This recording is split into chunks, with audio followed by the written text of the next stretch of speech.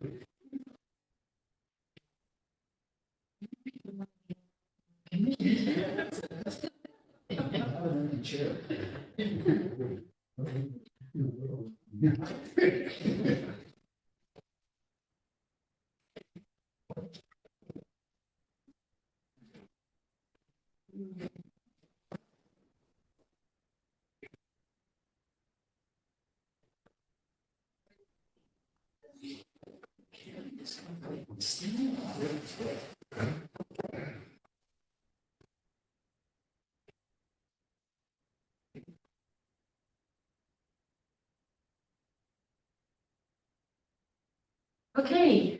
good evening, everybody, and welcome to the City of Kingston Historic Landmark Preservation Commission meeting. Today is Thursday, April 3rd, 2025. My name is Suzanne Cahill. I'm the Planning Director for the City of Kingston. Before we start, I just have a few quick announcements. Just to let everybody know, this meeting is being live streamed on YouTube. It is also being recorded, so we just want everybody to be aware of that. I do ask that if you have your cell phone, if you would just please silence it for the meeting so that it doesn't interfere with anything, any of the discussions. If there is conversation that you need to have that is not with the commission itself, we just ask that you take it outside of this room. There is a chamber outside, you can use that, or there's another conference room on the opposite side of the chambers. If we do have an emergency, we ask that you do not use the elevator, you use the stairs. If you need assistance, just ask and we'll help you. Bathrooms are outside through the chambers, go all the way through. Men's would be to the left and women's to the right. And with that, I am going to turn the meeting over to Kevin McAvoy and start the meeting at 6:35 p.m. Okay, we'll call the meeting to order at 6:35 p.m. The first item is the adoption of the March minutes. Has everybody read the March minutes or seen them or reviewed them? Then we'll entertain a motion to approve the March minutes. So moved, Robert. Do we have a second here? Okay, we'll do a roll call on this. I was not here for that meeting, So I abstain. Okay. Favorite accused, John. And I'm also an affirmative vote, yes. no partial accused. Yeah, the reason I'm here is because the chair is here, that's why I'm doing it.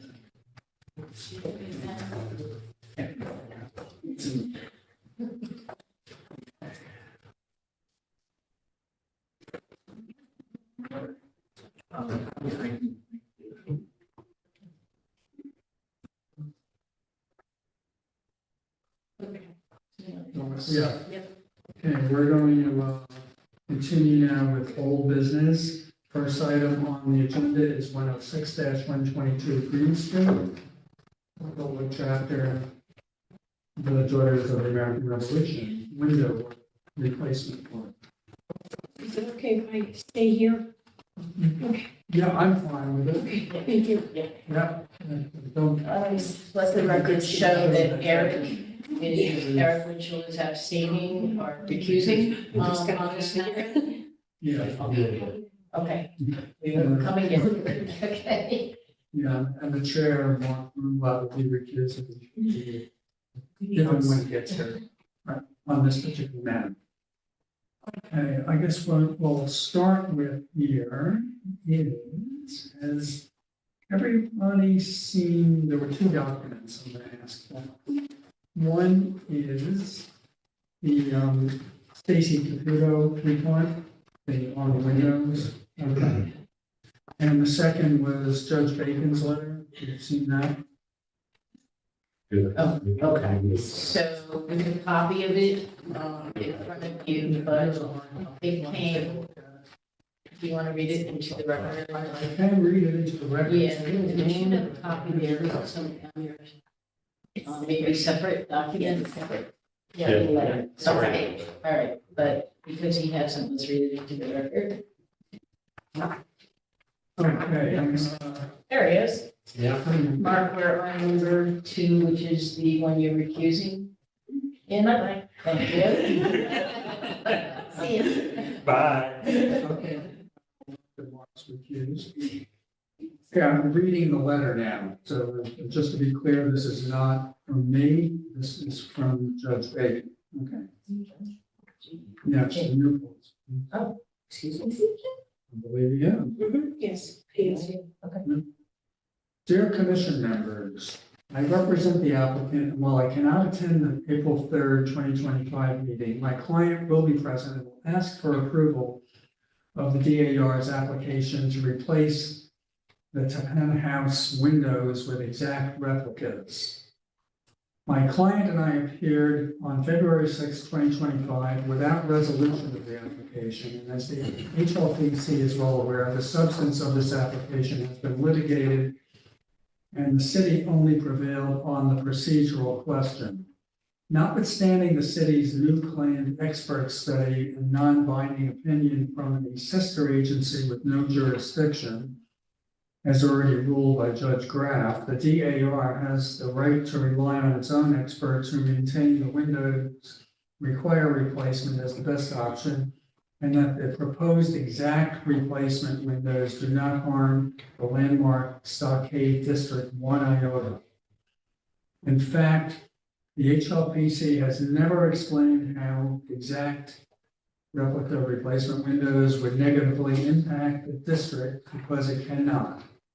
Nothing in the law supports restoration of the existing windows, all of which were replaced circa 1920. Please make a determination as soon as possible, and in the event of a denial, in order to create an accurate record, each HPLC member must explain exactly how replica windows will harm the stockade district as it is defined by the criteria in the code, i.e., in making such determinations, the HLPC shall consider 1, the effect of the proposed work in changing, destroying, or affecting the exterior features of the landmark or landmark district upon which such work is to be done. 2, the relationship between the results of such work and the exterior architectural features of other neighboring improvements.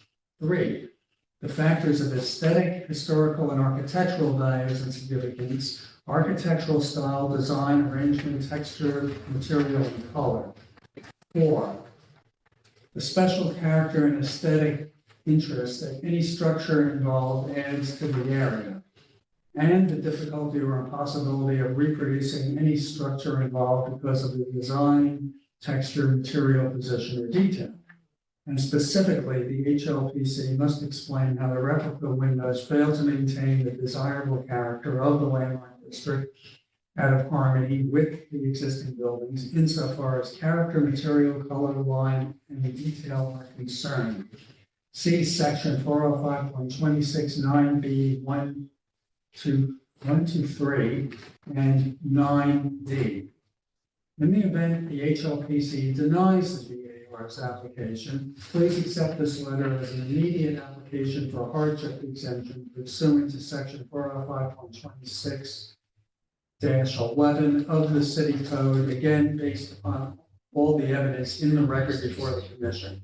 The hardship grounds are expressed as follows. The property is incapable of earning a reasonable return, regardless of whether that return represents the most profitable return. That would be referencing back to 405.2611. Unlike most other properties in the district, the Tappan House was bought by the nonprofit DAR for charitable purposes to preserve it, and thus hired the preeminent architect Myron S. Teller more than 100 years ago to complete renovations. The DAR will continue to operate the Tappan House in a manner to be enjoyed by future generations. The property cannot be adapted for any other use, whether by the current owner or by a purchaser, which would result in a reasonable return. The reference again is cited 405.126-11. Again, the DAR is not looking for a reasonable return. It is looking to replace the existing deteriorated windows with exact replicas. Efforts to find a purchaser interested in acquiring the property and preserving it have failed. That's a criteria. That's not what they're doing. And that again references the code 405.126, page 11. This A3, this is inapplicable. The DAR will never sell it to Parent House. They're the oldest organized preservation group in Kingston and have steadfastly used what meager funds they can raise, all for the benefit of future generations enjoying the Parent House. In sum, the DAR repeats its demand that the commission approve the application without reservation, allowing the DAR to immediately replace the Parent House windows. Should the commission deny the DAR's application, the DAR requests the HLPC to either grant the requested hardship immediately or deny it so that the DAR may proceed to the zoning board of appeals. The DAR's experience with the HLPC represents a classic case of overreach and has become the poster boy for precisely why a majority of the public has turned against historic preservation. Respectfully submitted, James Bacon. With that, we can open the floor to discussion among the board members, the commissioners, rather. Each commissioner, I believe, has visited the I site. just want to ask the applicants their names for the record. Oh, okay, sure. Can we ask the, just Karen Davis, and my first name is spelled Kaaren. 2 A's. It's not Karen, it's just easier to say. Okay. Are you representing? With a different project. Oh, okay, just a little more. Yeah, different window project. Okay. So, does anyone have any comments or discussion on their observations from the site visit? In light of Stacy Caputo's report? Well, I have to say that I found her report very compelling, and I think that she's yes, we did pay her, we paid her, but I thought it was well thought out. It was, I'm not an expert by any means, but I've done house restorations, and I just feel like they don't look that awful to me. I mean, do they need to be painted? Yeah. Does it need some work? Absolutely. But these are old growth windows, and you can't replace them with new whatever. So I felt very good about her report. In that, I think that she was very clear. I think it's, I don't think replacement is the way to go. Anyone else? I agree. I thought her examples of the other structures in the immediate area that have restored their windows was compelling as well. And also her reasons for putting in newer windows in terms of what it could do to the structure, what it will do to the visual of the outside, and perhaps even destabilize the structure itself was concerning to me.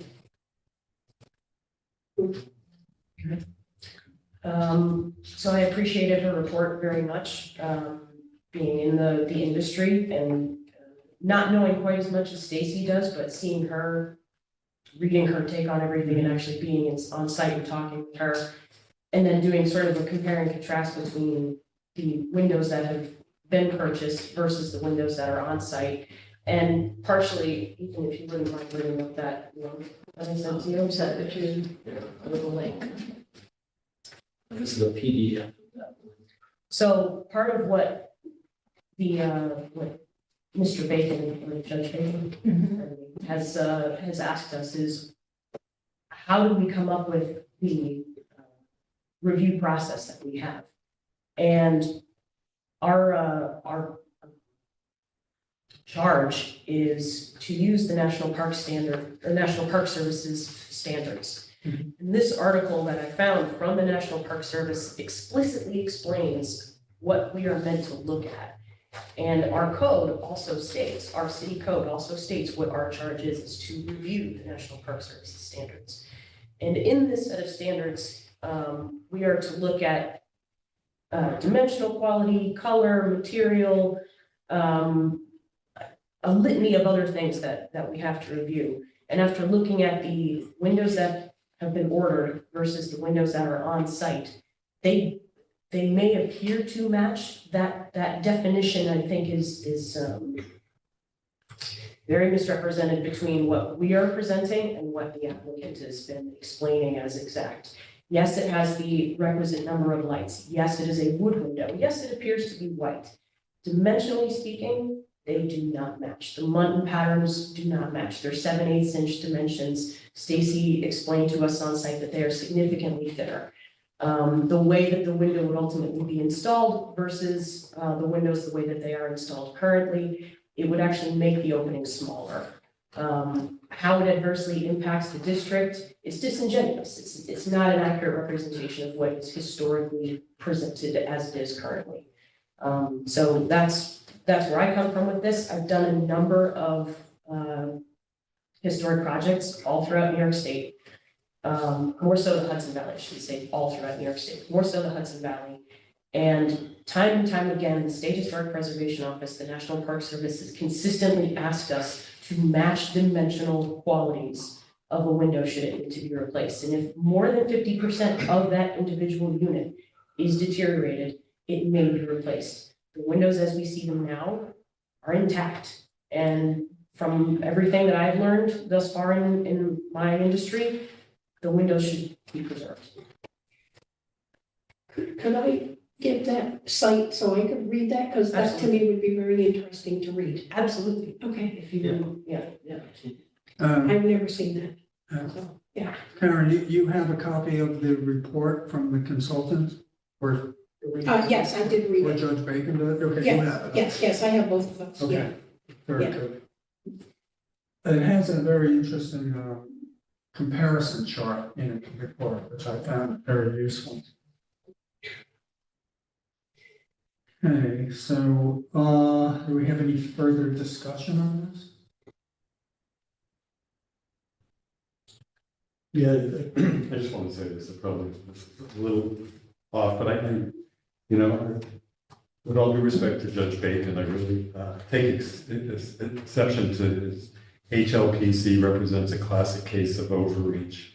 And it has become a poster boy for precisely why a majority of the public is, whatever. I feel like, and the reason I agreed to take this position as commissioner is that I think our duty here is to help people not make mistakes with building. We're here with unbelievable amounts of talent and knowledge, and we're here to help. And that's all I see us doing. And our help was, in this case, was just tossed aside. So I think it's, I take a little exception to that.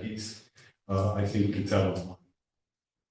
Well, to tack on to that, the number of applicants that we have that have been approved by our board, and I can count on one hand the number of instances in my time here on this board where we denied an applicant. So a lot of people, I think, and we've got a number of comments from people, from applicants who said they really appreciate what we're doing here. So I agree with your assessment. We don't like to deny people. We don't want to deny We people. have guidelines, and we have to follow guidelines, and we're not just pulling stuff out of the air. There's some strict guidelines that we must follow. No, I understand that completely. That's why we've been back 3 years in a row. So, Okay. Do you have your document? I did document. One thing, you guys definitely need to go through the statutory criteria. There's 5 considerations that. Right. definitely-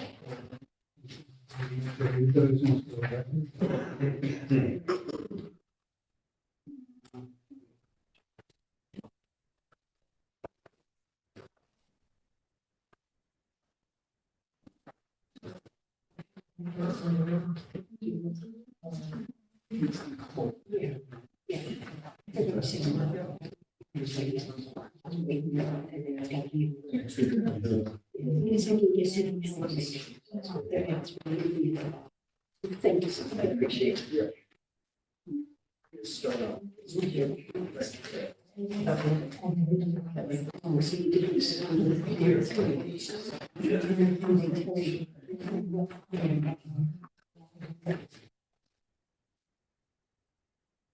we're starting from here. Page 5. No, this is out of the code. This is different, so, Yeah. all right, so. Yeah, this will be from the code. It will be, section 405.26.L.10B of the form, City of Kingston form-based. Just a matter of note, the section that is referred to by Kevin here is the same language, but in Mr. Bacon's letter, the section referenced was from the old code. So Kevin's reference is in the new code, but the statements are the same, they're equal. All right, so just want you to know that. Yeah, so effectively, we're kind of rereading what we already read. Right. Doing for the record.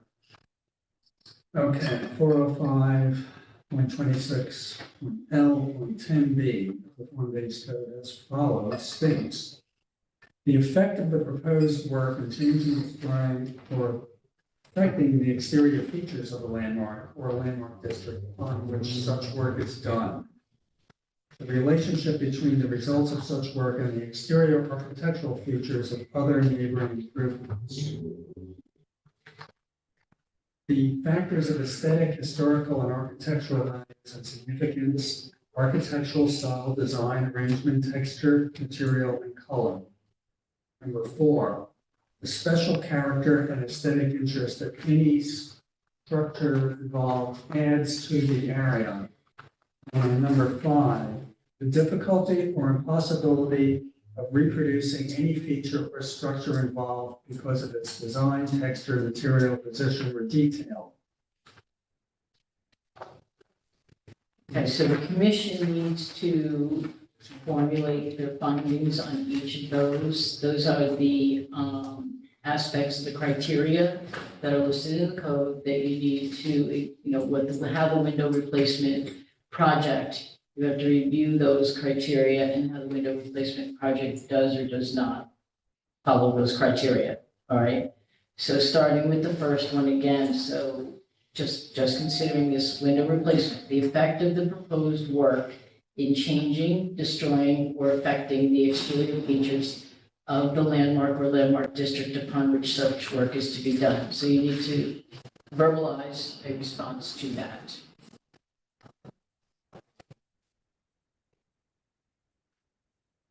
By moving the windows as they are currently and replacing them with windows that are not by NPS's definitions, an exact replica, that would be destruction of historic features on an existing structure. The next one is the relationship between the results of such work. Yeah, so, yeah. Okay, go all ahead. right, so that's one person. Anybody else? Robert, Nettie, Kevin, your thoughts on that? Any additional thoughts on or reasoning on how the work will change, destroy, negative or positive, changing, destroying, or affecting the exterior features? So you have, by removing the windows as proposed using the NPS standards, will negatively impact. Yeah, by removing the window, anyway, by removing the existing windows and their current dimensional qualities, it would be a destruction of the historic character of the building, the windows themselves. If you were to replace them with a new window that is not, by NPS's definitions, an exact replica. In other words, you're getting to the heart of integrity. Yes. I would echo the integrity comment. And I also have a concern of take the windows out, put a different window in, it's a heavier window, a bigger or smaller window, then you could very likely develop structural problems, and that's a whole new thing. Well, a window is not necessarily a structural thing, but it could cause weathering infiltration if it's not properly installed. So in effect, it is some kind of a structural thing, but hopefully the window opening itself will hold up with that, the window units. You would expect so. Yes. Yeah, this was built in what, 1690 or something? We want to do that? 1695. Yeah. But the outside parameter of the window that's attached to the stone is not coming out. That's a part I think you keep I see missing. what you say. Well, to that end, if you install a new window within that existing jamb, you're making the window smaller, again, which is disingenuous to the way that the structure currently holds its windows.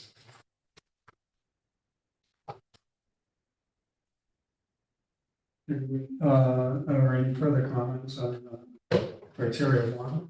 Not for me, I agree with. What you guys say? Yeah, I think it was integrity, was it just?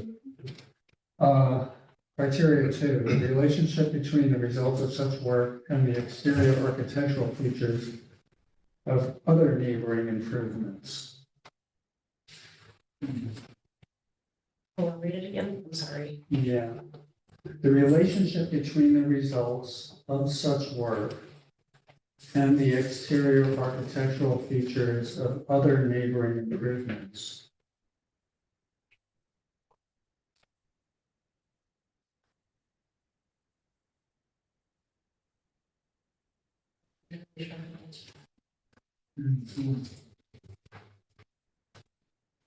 Well, it's the whole building's so beautifully intact. You put in new windows. You have this, you have the outside dome, you have those beautiful windows, and then you put in new windows. So you're, two out of, the porch has been changed, whatever, but two of the most important things, you remove 50% of it. So I think, this is a hard. The juxtaposition of the new material versus the extant material don't relate, I think is kind of like. Yes. And that goes back to the integrity discussion. It does.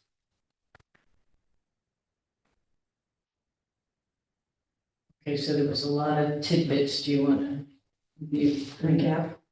Yeah, kind of. If you want to use an architectural term, the juxtaposition of the extant material to newly installed windows would not relate.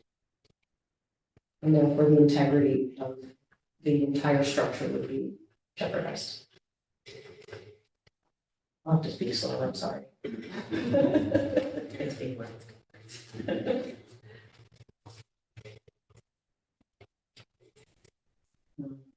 Good on criteria two. Let's Sue finish. She's ready for virtually. Okay. Kind of counts.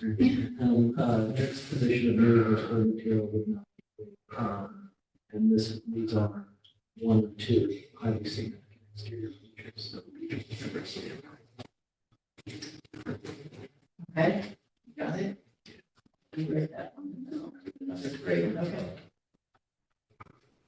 So question 3? Yep, okay, we're on to 3. The factors of aesthetic, historical, and architectural values and significance, architectural style, design, arrangement, texture, material, and color. Well, yeah, the elements and those very thin mullions and that you even if it's as close as they can get, and they can get pretty close now, it doesn't look the same. It just doesn't look the same. And you have old growth hardwood as opposed to pine, maybe staples as opposed to wooden pegs. Well, that in and of itself is also a historical change, pretty dramatic historical change. Good point. Let alone aesthetic and architectural. Whether the windows, obviously we have two different expert opinions. One, certain facts, whether we know the windows were replaced in 120 something years ago versus whether they're original 1800 something windows or whatever style, however old the window is. Again, another thing that we always have to keep in mind is age of significance. Is it older than 50 years old? And in every case of how old these windows are, they are over 50 years old. Mhm. So historic significance is, I think, probably the most prominent one here. Aesthetic is almost secondary. So removal of windows older than 50 years in age would deeply affect the historical integrity of the structure. And that's my opinion. You said, I don't know if the two of you agree, and Kevin. Yeah. No, I concur.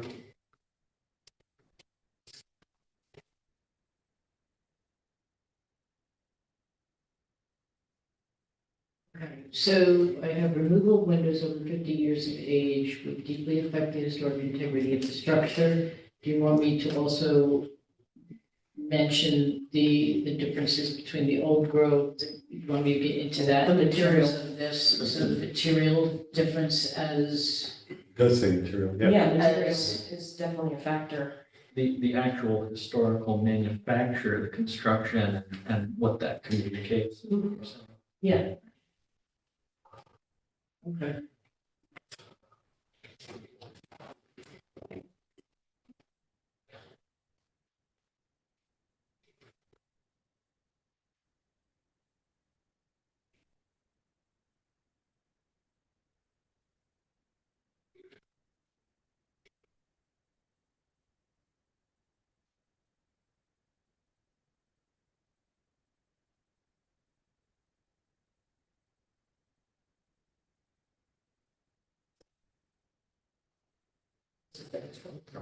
Are you having Do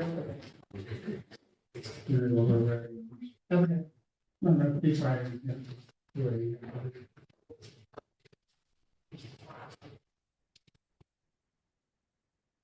All right. I'm going to reference the section of Stacy's report. Okay. All right, so you can move on to the next one. This, Ethan's taking notes now. the special character and aesthetic interest that any structure involved adds to the area. I think this structure in particular, being so standalone, and almost it's like it's in a fishbowl. There's not an angle from it, it's not seen. You know, whereas some structures, you can't see the rear, you can't see part of the sides, every angle of this building is seen. And if you change one aspect of it for a more modern something, obviously in this case, windows in particular, you're changing that character dramatically. Not necessarily for the better, but for, again, just to reiterate all the previous points we've discussed thus far. And I would add to that, yeah, just the location, it's one of the major structures in the Stockade Historic District. It's almost a gateway if you were Yeah. having to if head you're down that yeah, if you're direction. coming Yeah, that right. side, it is the gateway. Yeah. I'm in the Sure. roadway. Yeah, Yeah, it definitely, and you can see where the streets, yeah. go For- green and. For pedestrian access, it's very much an entry, you know, Yeah. not as much for vehicle, but Right, I don't know about you, I don't see as much in the way of buildings when I'm driving.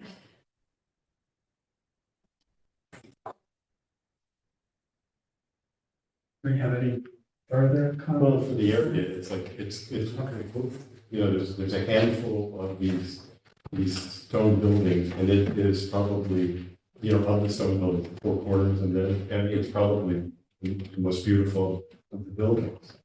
It's a stunning building, and I think that's pretty special. The character is amazing. Can I just say that before we purchased this building, it was slated by the city of Kingston for demolition. So it looks like it does because of us and how we have maintained it and loved it. Has, you know, and yes, it is a gorgeous building and I'm very proud to be a portion of that building, but, you know, it's fallen apart. And we're trying to save whatever we can to keep it going.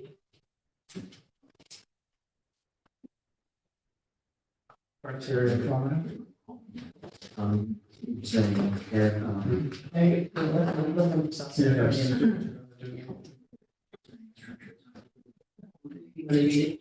so you're saying that the structure is highly visible from all angles, and that changing the windows would have an impact on the character of the building. And then that it is one of the major structures in a gateway-like area of the historic district. And then what was the final one that you had mentioned? Four corners, you talked about the proximity to other significant, right? Like the four corners, I think I caught that. Yes, that sounds better than what I said. I'm just, I was writing, but I was listening, so.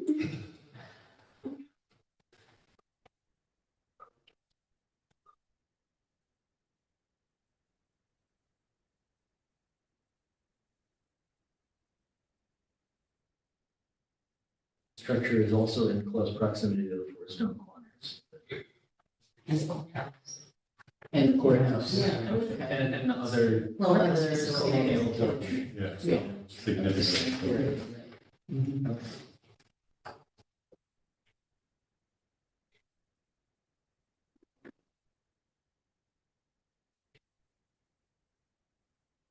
That it, the five, is that? I haven't read number 5 yet. I'm waiting.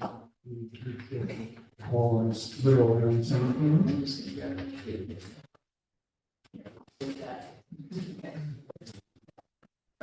Five. The difficulty or impossibility of reproducing any feature or structure involved because of its design, texture, material, position, or detail. Well, that's why we're here. Because you know, it's old growth wood, it's, you know, they're handmade, the wavy glass. It would be, okay.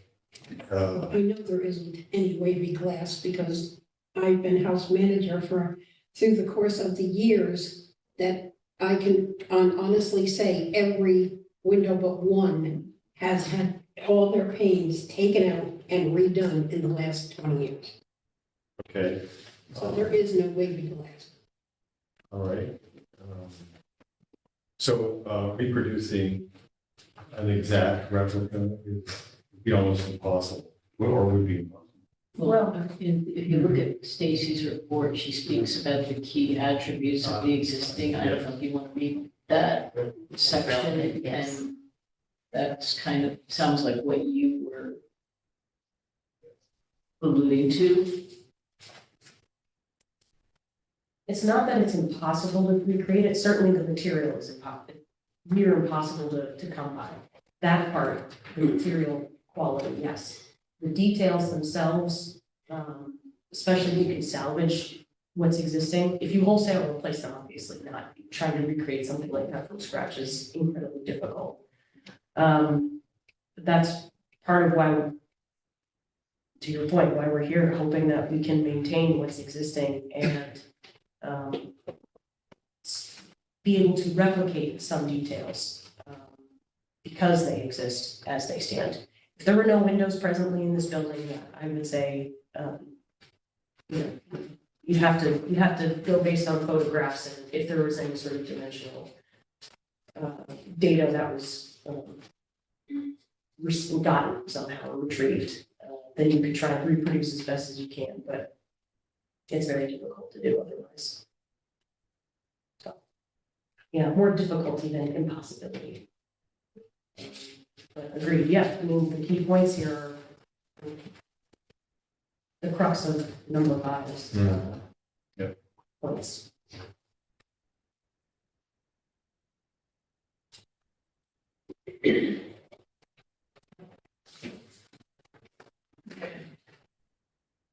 So I have, it's more difficult than impossible. The material quality is difficult to replace and match. If there were no windows, it would be a different situation. Should I, do you want me to reference the section of attributes? I'm not sure if I captured everything. I would. Yeah. Okay. So, and just for another thing, for record, this is not something you have to write down for this, but, you know, we asked the applicants time and again to provide us with some sort of a survey, dimensional survey of the windows as they are presently. We have never received one. And that is and I remember very specifically asking for it in, other meetings and giving examples of what that might look like. And time and again, we were denied or never presented that information. So it's very hard for us to judge the windows that were ordered versus the windows that are presently installed. And how alike or disalike they are. Dislike? Unlike. Not alike. Unlike. Dissimilar, yes. Start making it worse. You're talking about the windows that are in it, those Present, dimensions? yes, the dimensions of the Okay. windows that are presently installed. See, that was not the way that I took that, and that's why I didn't ever say anything, because I took it, you were talking about the windows that we purchased, not the windows that were in it. I know I very Okay. specifically asked for a survey of the existing windows as they stand. I And missed that. I think I was not at every meeting, so, but yeah, no, I apologize. I did not hear that, and otherwise I would have said something. We would have, Selena, I think, had told us on a number of occasions that there was no one who was available who could produce such a survey, that there was no money, there were no funds to produce such a thing. well, So, that was true. Money-wise, we're pretty depleted, but, even if you could, an individual is capable of holding a tape measure and measuring what details are on the window. And the examples, again, are also on the National Park Service's website. are you going to send that to me? Oh, Yeah. yeah. Okay, you have my email, right? Yeah, That same one. Okay, Yeah. so I have, it's more difficult than impossible. Material quality is difficult to replace and match. If there were no windows, it would be a different situation. Recognizing the key attributes as defined in the report are indicative of the reason to retain.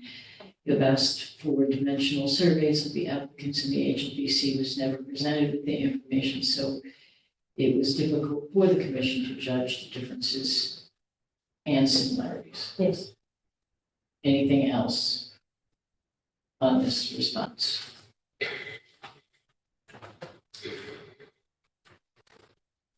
And actually, I think, I remember, you don't have to write this down.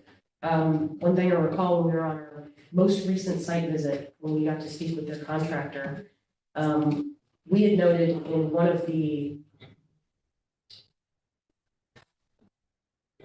documents that we had received of the order for windows, that we saw simulated divided light. And he said, no, the ones that he had on site were true divided light. So even still, we were not provided with the most recent set of documentation explaining what windows were going in.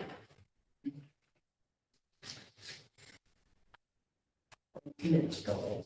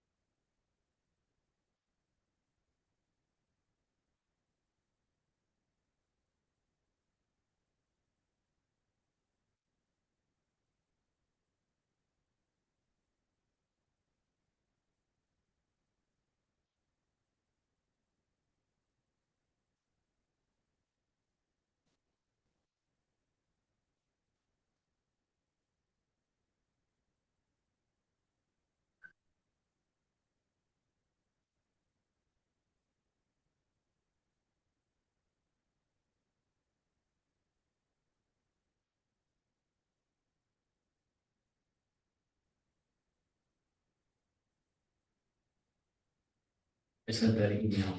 oh, thank you, I appreciate it. Yes. I will read that tomorrow.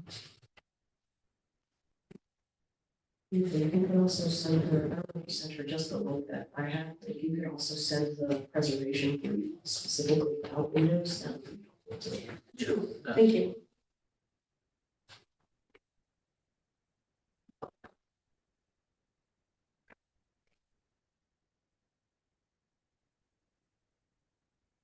That would be this one.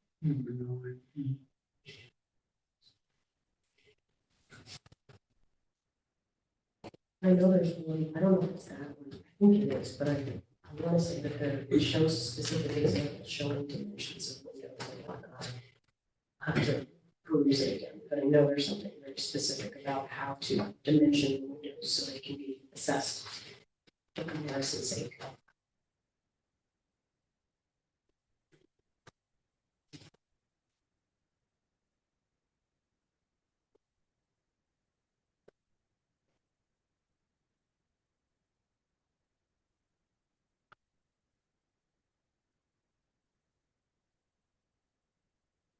Coming through soon. Thank you.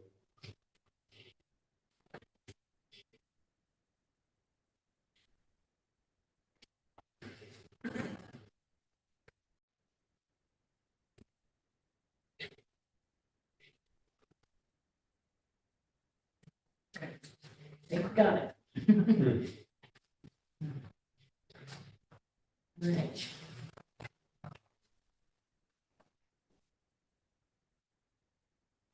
Takers? That's got everything written, so what you can. Oh, The findings of fact. Yeah. Oh, we're gonna start doing the round table. All right. I like it. Number four. Okay, first, though, seeker. Oh, yes, okay. We'll entertain a motion to declare this a type 2 action under the State Environmental Quality Review Act. So moved, Andrea. And we have a second. Second, Eddie. Okay. Call roll. Aye. Ready? Aye. And I'm also a yes vote on type 2. And yeah, it's a, okay. Ready. Findings of fact, the basis for the certificate of appropriateness, 106-122 Green Street. And please forgive me if I take a sip here.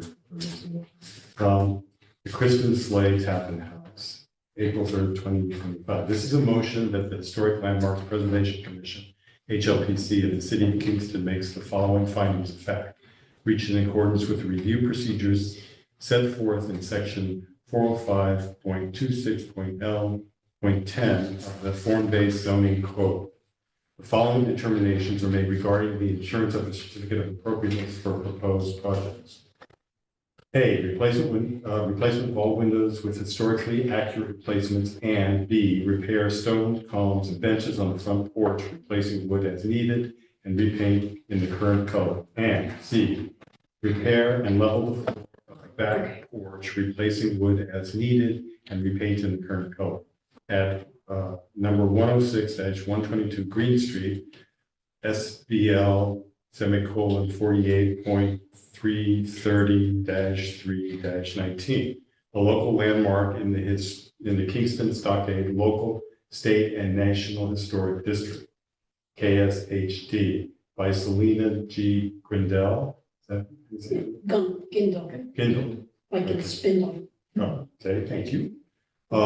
Regent applicant and the Whitwood chapter of the NSDAR on IRS code 501c3 NFP owner. If done according to the plans reviewed prior to and at this meeting, said work is not compatible with the Secretary of the Interior standards for the rehabilitation of historic structures and the City of Kingston's form-based zoning code, and inappropriate for the historic character of the KSHD for the following reasons. The HLPC reviewed the application and supporting documents filed by the applicant in accordance with the 405.26.L.11 and has determined that the application is complete for formal review of the substance of the proposed work. In accordance with 405.26.L.13A, the HLPC determined that the proposed project or projects require a certificate of appropriateness prior to the issuance of a building permit.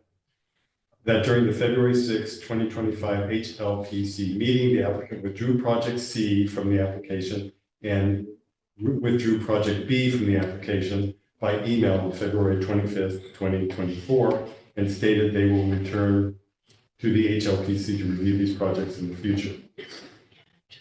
That the proposed works take place at the 2.5-story, almost square, Georgianized, is that it? Georgianized? That's correct. Dutch stone vernacular. Is it old?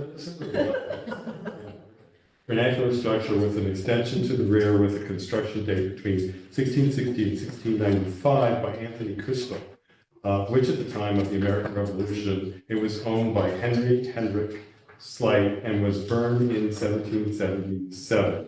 Historic records link General Washington, Governor Clinton, and the Tappans, the slaves, and the wine coops to this structure. In 1794, the structure was rebuilt by John Tappan, a lawyer, who was the proprietor editor of the Ulster Plebeian, a Democrat newspaper of the early 19th century that is said to have been printed on the second floor of the house from 1813 until Tappan's death.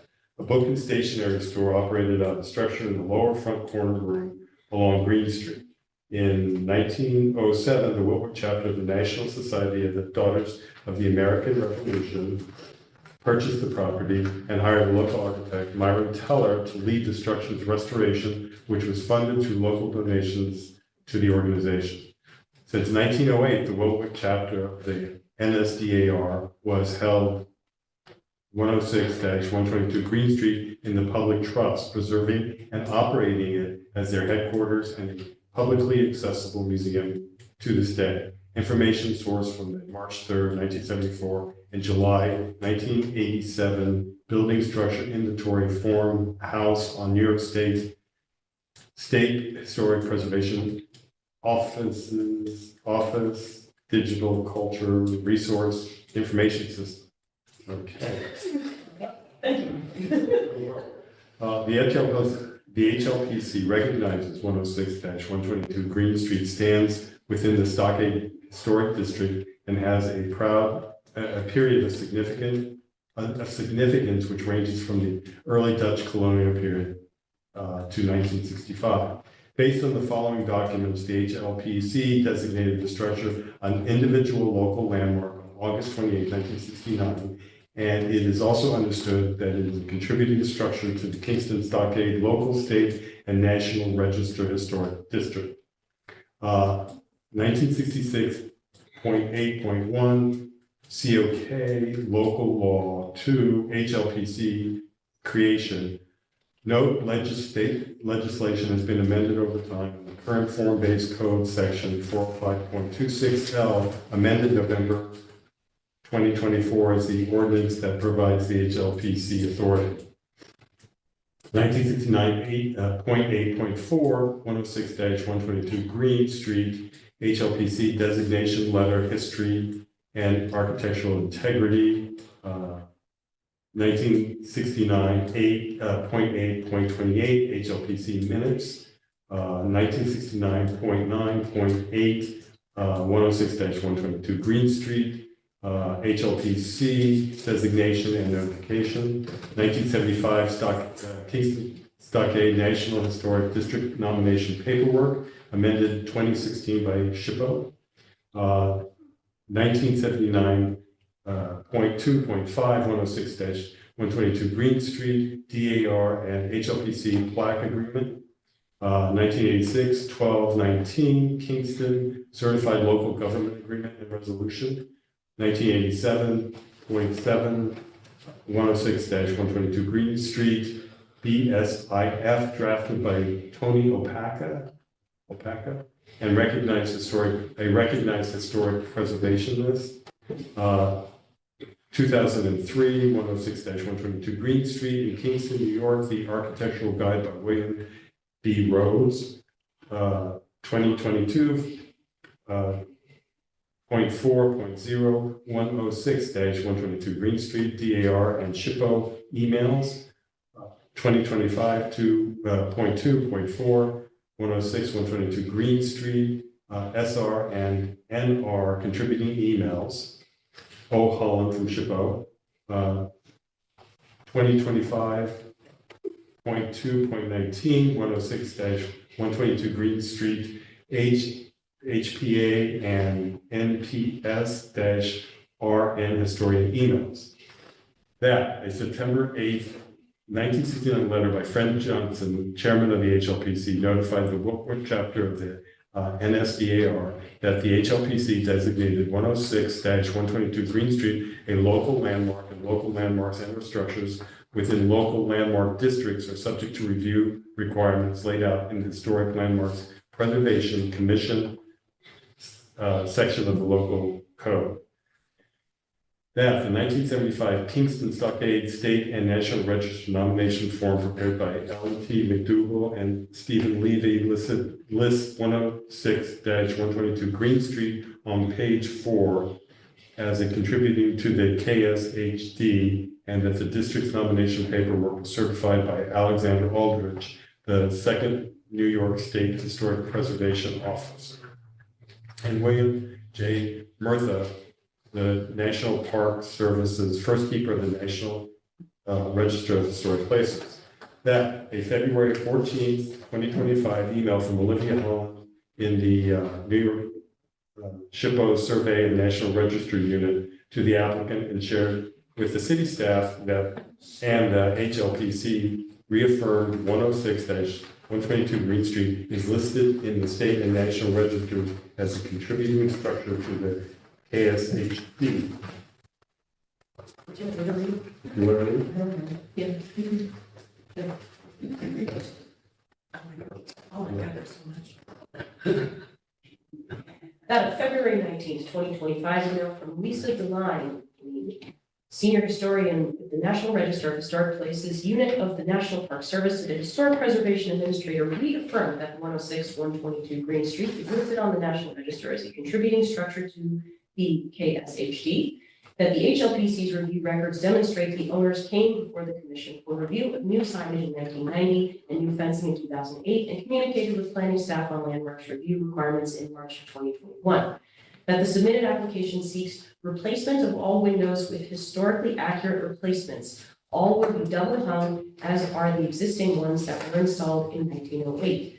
Current windows have lost their integrity due to age and weathering, and supply the HLPC with the following supporting materials. In 1907, Kingston Daily Freeman article detailing Myron Teller's restoration work at 106-122 Green Street.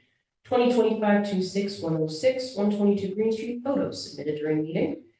2022-310-106-122 Green Street proposed Marvin windows. An email chain between the local chapter of the NSDAR's treasurer and Sarah McIvor, technical preservation specialist, and Chelsea Towers, historic preservation program analyst from the State Historic Preservation Office.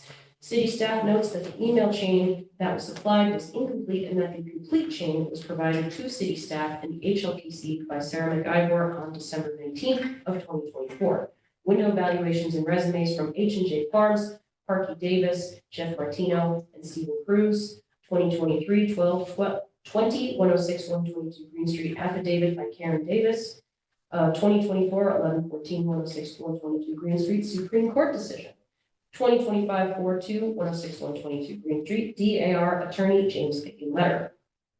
At the February 6, 2025 HLPC meeting, commissioners requested additional documents specific to the conditions and ages of the existing wood windows and on the proposed replacement windows, but the applicants refused to provide any additional information beyond what was submitted. Instead of providing the requested documentation, the applicants permitted the HLPC to conduct an exterior and ground-only site visit to examine the existing windows conditions and to review the proposed replacement windows on February 19, 2025. And the following photographs were taken during that site visit. 2025, 219, 106, 122 Green Street, site visit photos. Recognizing the application lacks sufficient documentation to support its claims, the HLPC retained Stacy Caputo, a professional historic wood window preservationist, to assist the commissioners during the site visit and to prepare a formal window condition assessment that addressed the existing windows conditions, their age, and the appropriateness of the proposed Marvin ultimate replacements. I'm going as fast as I can. I am so appreciate sorry. it more than I can say. With the applicant's refusal to provide additional documentation necessary to corroborate their claims that the current windows have lost their integrity due to age and weathering, the HLPC must render findings using the submitted application, the applicant's supporting documents, the HLPC's records, the site visit, and professional assessment, and any other relevant documents available to the HLPC at the time of this review. The HLPC recognizes that condition and integrity are two different concepts in the field of historic preservation, and that the poor condition of structures and character-defining features does not equate to a loss of integrity or make their replacement an appropriate treatment. That the HLPC consulted the following visual and written records on 106, 122 Green Street, which speak to the age and significance of the existing historic wood windows. 1880 photograph, I'm going to take out the 106, 122 Green Street prefix, if that's all right. 1880 photograph sourced from FHK via New York Heritage, two distinct photographs. 1906 photo from LOC. The August 13th, 1907 news article, Old Tappan House being restored, provided by the applicants, which does not address nor does it demonstrate that the existing windows were replaced during the rehab work led by Myron Teller. 1956 property record card. 1966 Green's HABS report. 1969 HLPC designation letter of history and architectural integrity. 1969 Criswell House Malo report. 1987 BSIF. And 2025 window assessment Stacy Caputo.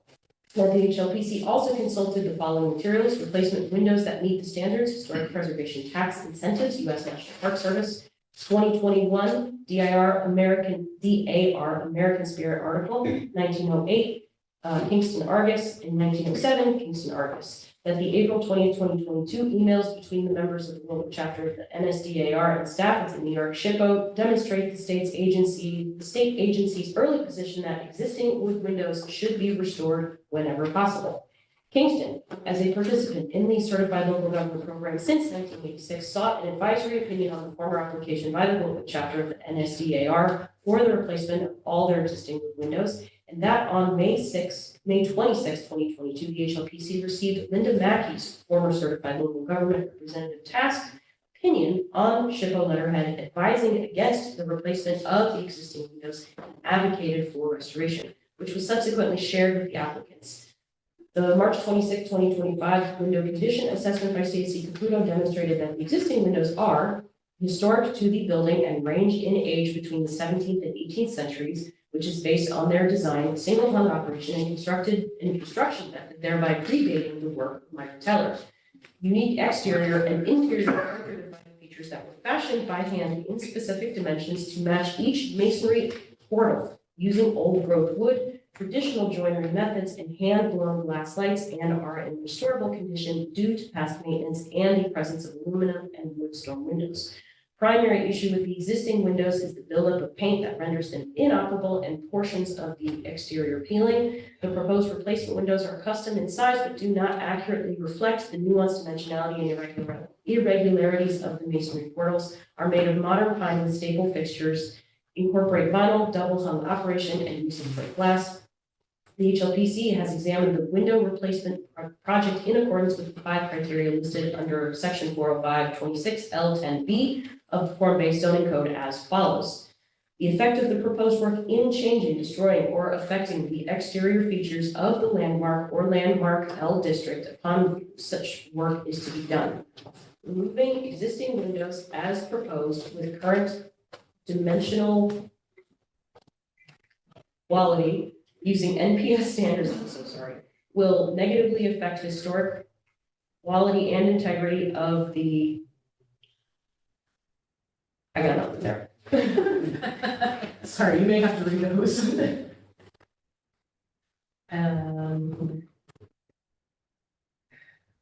Okay, so I'll read the entire response. Removing the existing windows as proposed with current dimensional quality using NPS standards will negatively affect historic quality and integrity of the structure. Window quality is not the same. So number two, the relationship between the results of such work and the exterior architectural features of other neighboring improvements. The juxtaposition of new versus old materials will not equate and will therefore impact one of the key exterior features. Number three, the factors of aesthetic, historical, and architectural values and significance, architectural style, design, arrangement, texture, material, and color. Removal of windows over 50 years in age deeply affects the historic integrity and character of the building. Material differences and manufacturing differences are as identified in the comparison matrix of the S. Caputo report attached here to demonstrate differences.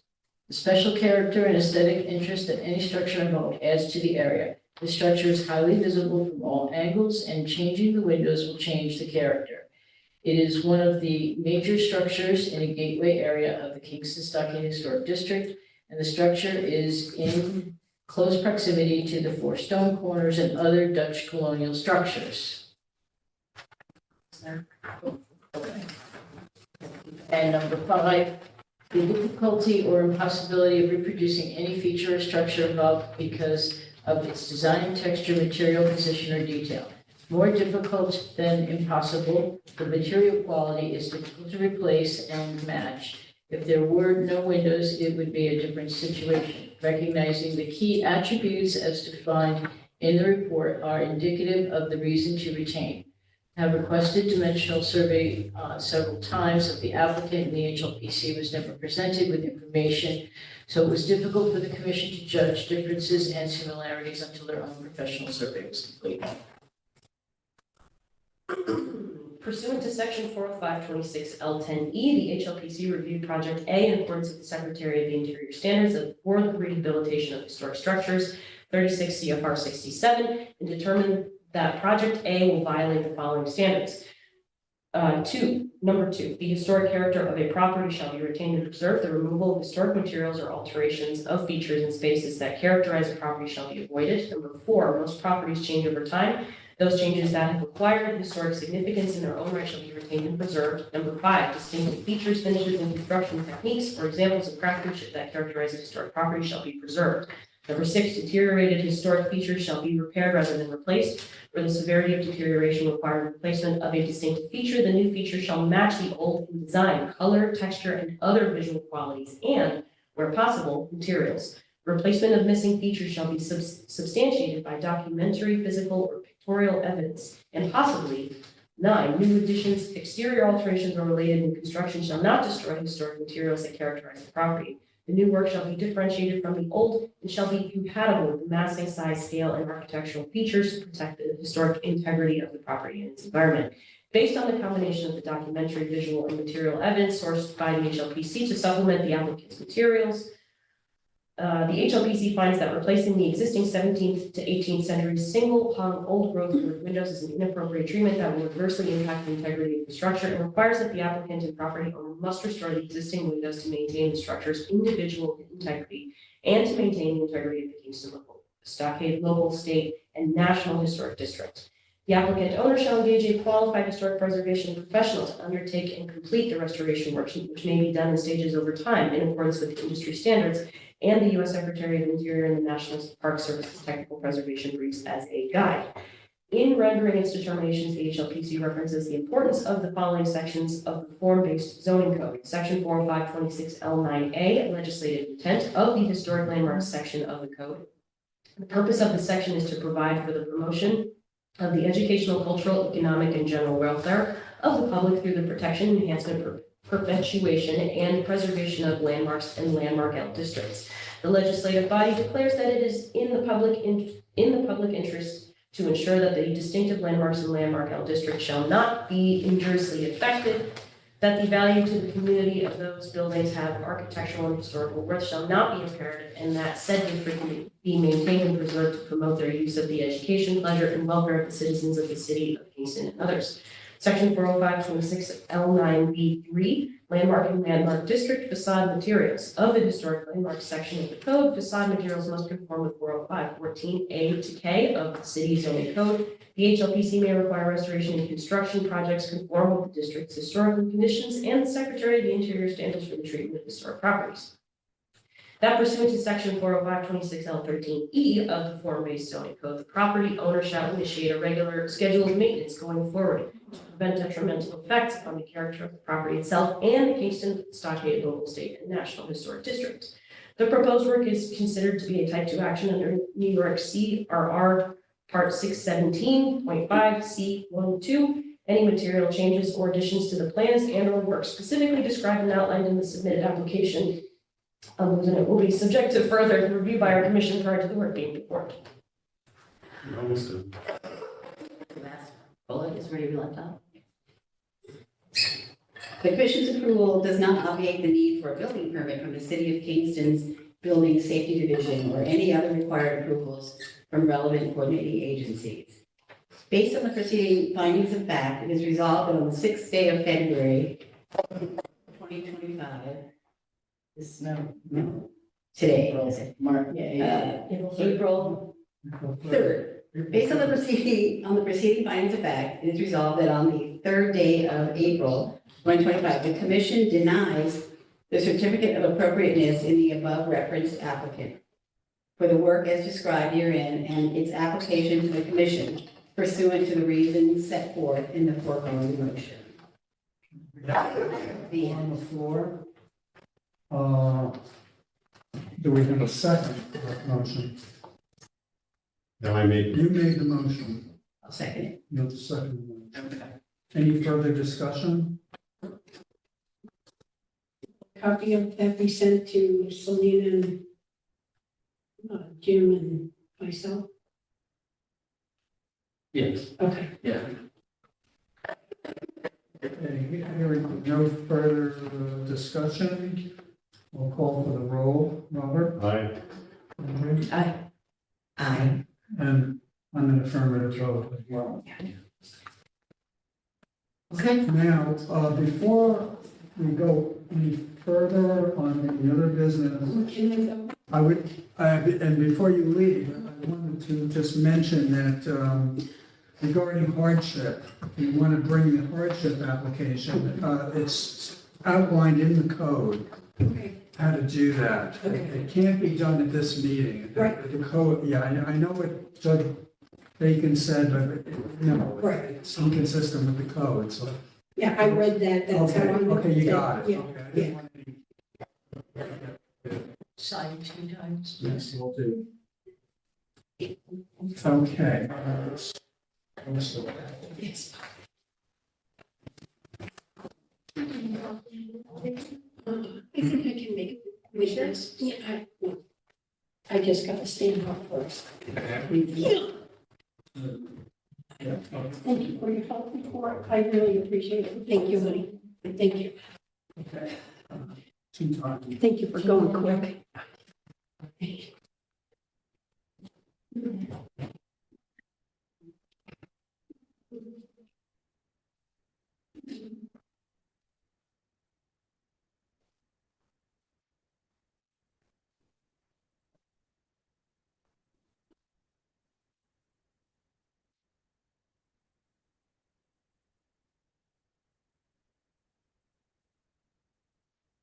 again, you guys, Yes, you want to go? Have to like shout down the stairs.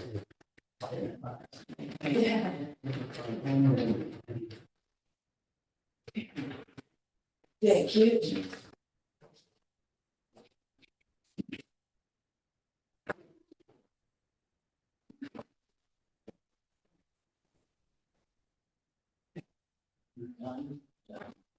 That's dark. It's an extra copy. No. You want that? Yep. Okay.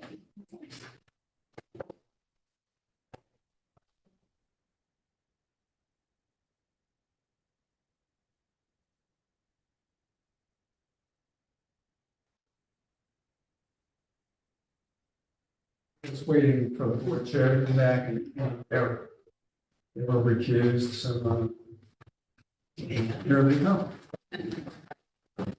Fine. He's got it. It's finished.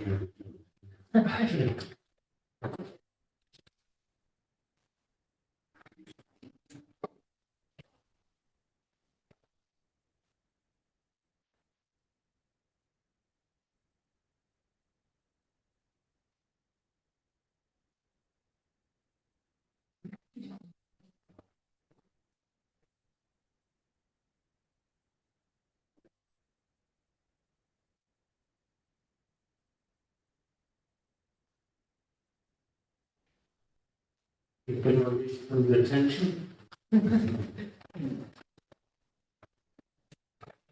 So have we already done the minutes and all? Yeah, Okay, so next up will be number 3. 55 Fair. Thank you. 55 Fair Street. Diverting door. Do we have anyone here on that? Yes. Yay, please, have a seat. Give us a quick overview. Up there? Yes, Yeah, please. come this way. That way you get to be visible on camera, even if it's just over there. Sure, we're gonna be talking about this store over here on Fair Street itself. Okay. So we just bought the property, it's been, no one has lived in it for between 11 to 14 years. I'm not sure exactly when previous owner went into a nursing home.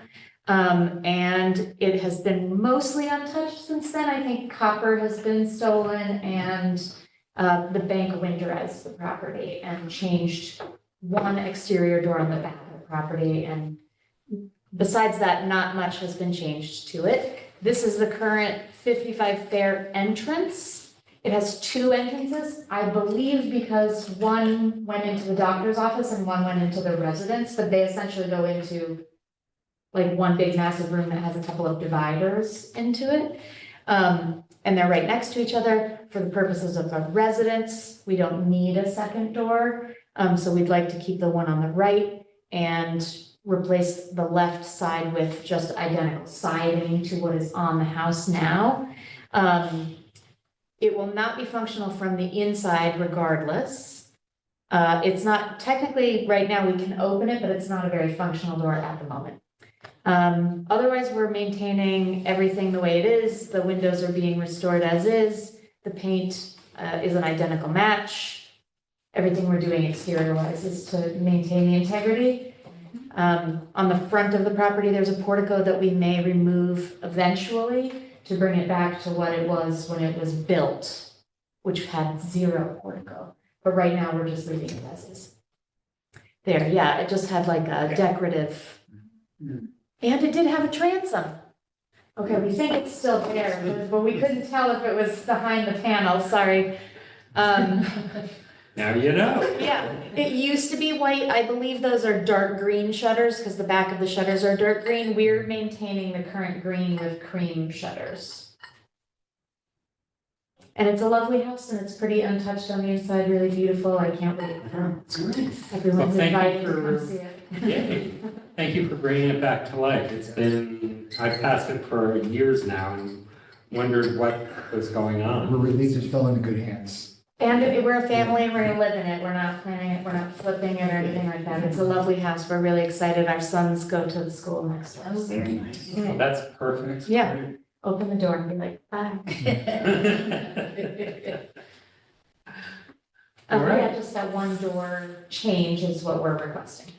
And will the door be actually removed or you're just covering it? How does it look from the inside? We don't have any plans for it yet because it hasn't been approved, so my contractor and I are kind of flexible on that.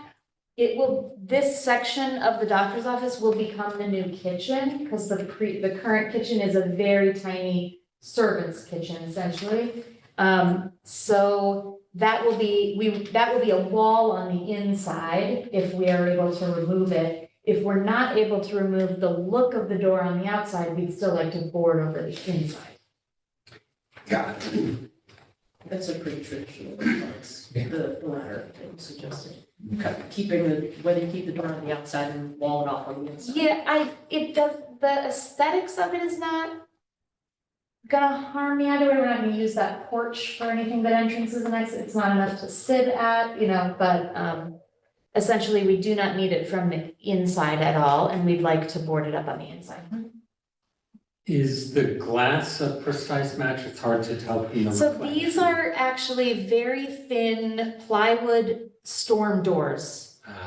And then on the inside are very aged, not very good, and I'm not positive that they're that historical doors on the inside. They look like they were replaced possibly in the 70s, the doors on the inside. There is paned glass. I don't know if you can kind of see it. Both doors are identical. And then the storm door is just like a very thin plywood, and it's like a plexiglass. Okay. Any questions from board members? This probably would not be visible from the sidewalk, would it? It is visible, yeah. This is directly me standing on the sidewalk taking a picture of it. Yeah, this is what you This pass. is around. It's on the Fair Street side. Yeah. Yeah, it actually borders Fair, Yeah. Mall, and Henry. It's Yeah. not pretty. Yeah. Yeah, it's fun to shovel snow. I shoveled it 7 times after we purchased it, and we didn't purchase it until January 30th, so that'll tell you. Oh, yeah. But it's got a short driveway. Super short. Yes. And a 2-car garage, which I can't imagine was original, but I'm not, it definitely looks like that portion of the house was maybe tacked on afterwards. Yeah. Okay. All right. I will entertain a motion that we declare this a type 2 action under seeker. So moved, Robert. Do I hear a second? Thank you. Any discussion? Hearing none, I'll call the roll. Becky? Aye. Andrea? Aye. Robert? Aye. Eric? Aye. Evan? Aye. I also vote yes. All right, These findings of open the alley as well. here we go. Okay. I move that the commission find as fact that the proposed removal of an existing second entry door along Fair Street at 55 Fair Street in the Fair Street Local Historic District is done according to the plans reviewed, the discussions had, and the procedures stipulated in section 405-26L of Kingston zoning code is compatible with the historic character of the district for the following reasons. Pursuant to section 405-26L 11 and 13A, the commission determines the application and all supporting materials are complete for formal review and that the proposed work requires a certificate of appropriateness. The proposed work is to take place at the 2-story colonial revival style residence of wood construction whose main body has a hip roof with interior brick chimneys and asymmetrically arranged 4-bay facade at the northwestern corner of Henry and Fair Streets, which, quote, is a locally distinctive example of modes of colonial revival style architecture and represents the work of a prominent local architect, Charles S. Keefe, who designed a variety of building types, including colonial revival, Tudor revival, and Queen Anne. He designed this house for local physician Mortimer Downer in 1938. It is a significant feature within the streetscape and appears individually eligible for the National Register as the work of a prominent local designer, according to documentation from 2003, if you ever want to go that way. I have a whole book about him. Fascinating. Great. Applicant seeks to remove the southernmost of 2 entry doors, which once served to separate the former doctor's living space from his working space.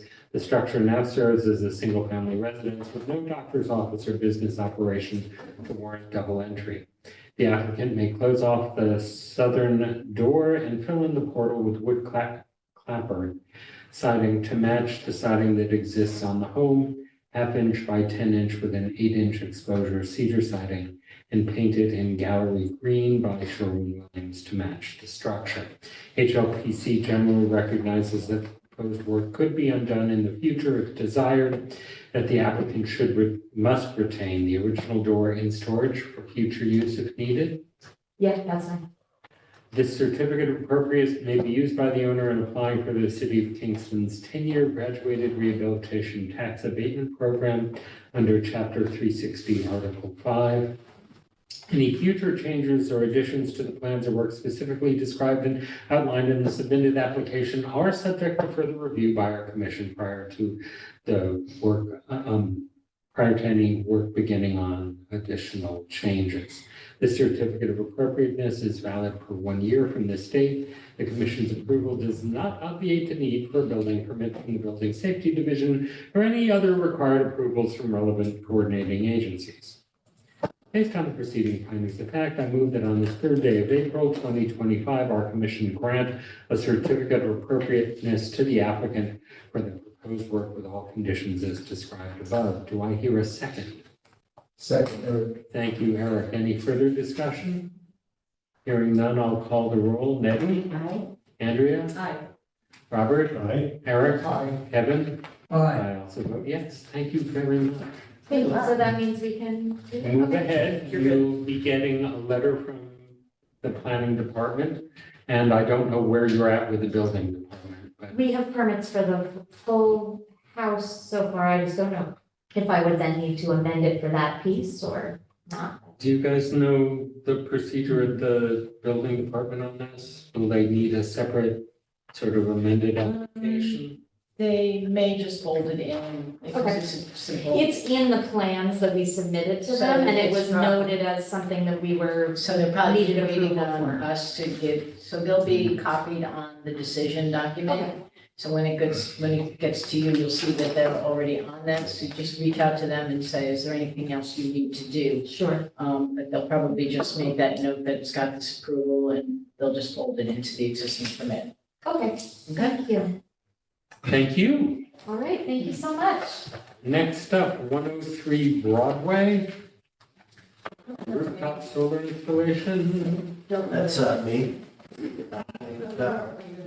David Barndale with Solar Generation. We're Great. Have a seat. putting, we responded to an RFP for the city of Kingston to do a couple solar systems, one be on Granite Pool, the other's on the Rondout Neighborhood Center at 103 Broadway. What we're doing is we're going to be doing a ballasted rooftop system, which is a racking system that has a little basket on it to put paver. And then the solar modules are attached to that rack at a 10-degree angle. The total height is about 16 inches, and there is a walkway around the perimeter of each, the upper roof and the lower roof. So the panels are set back a little bit from the edge, and there is a parapet of varying height that circumnavigates both the upper and the lower roof. So the visibility will be extremely minimal, and there's no alteration, penetrations to the building. So it won't disturb anything in terms of of what we're looking at. Are there wires or other things coming on the outside of the building? Yes, on the back, as you know, it's built a little bit into a hill, and up behind there's a parking lot with a basketball court, and there's a walkway bridge that connects the gymnasium back exit out to the parking lot. So it's the very back, and there's a structural feature that comes down to an outside utility door right on the back here. So it'd be coming in right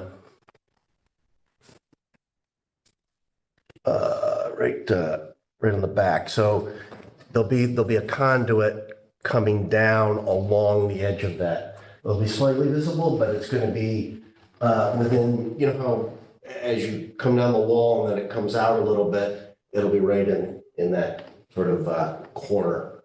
And then we'll be coming down right on the outside of the utility entrance door and then going into the utility room there. Will be connected to the building's meter and utility panel. Okay. You said the parapet is of varying height. Is there at any point where it is flat to the roof, there's no parapet? There's a section where it's just a few inches, so it's nearly. Is it on the rear side of the building where the conduit is going? The rear, it does need to go up and over just a little bit. And there's not a great view from there, but yeah, okay, so it's over, right, we're gonna be coming over here and down that side of this feature. And then you can see the utility door right there. So we'll be coming down and then per Central Hudson's request, there will be an outdoor disconnect there that's accessible to Central Hudson where if they need to, they can pull the switch and it would disconnect the solar array from the utility room and the meter and the grid. Any sense of how big all that is, how wide? Yes, so in terms of the conduit and the disconnect. Yeah, the conduit in this. Yep, so the conduit, it's going to be just a 1-inch conduit coming down. And then the disconnect is, it's about an 8x12 box with a handle on it, and it's a lockable disconnect. And it will be kind of down. You can see how this is sort of a wet drainage area down here. So that growth is actually going to block the visibility of it.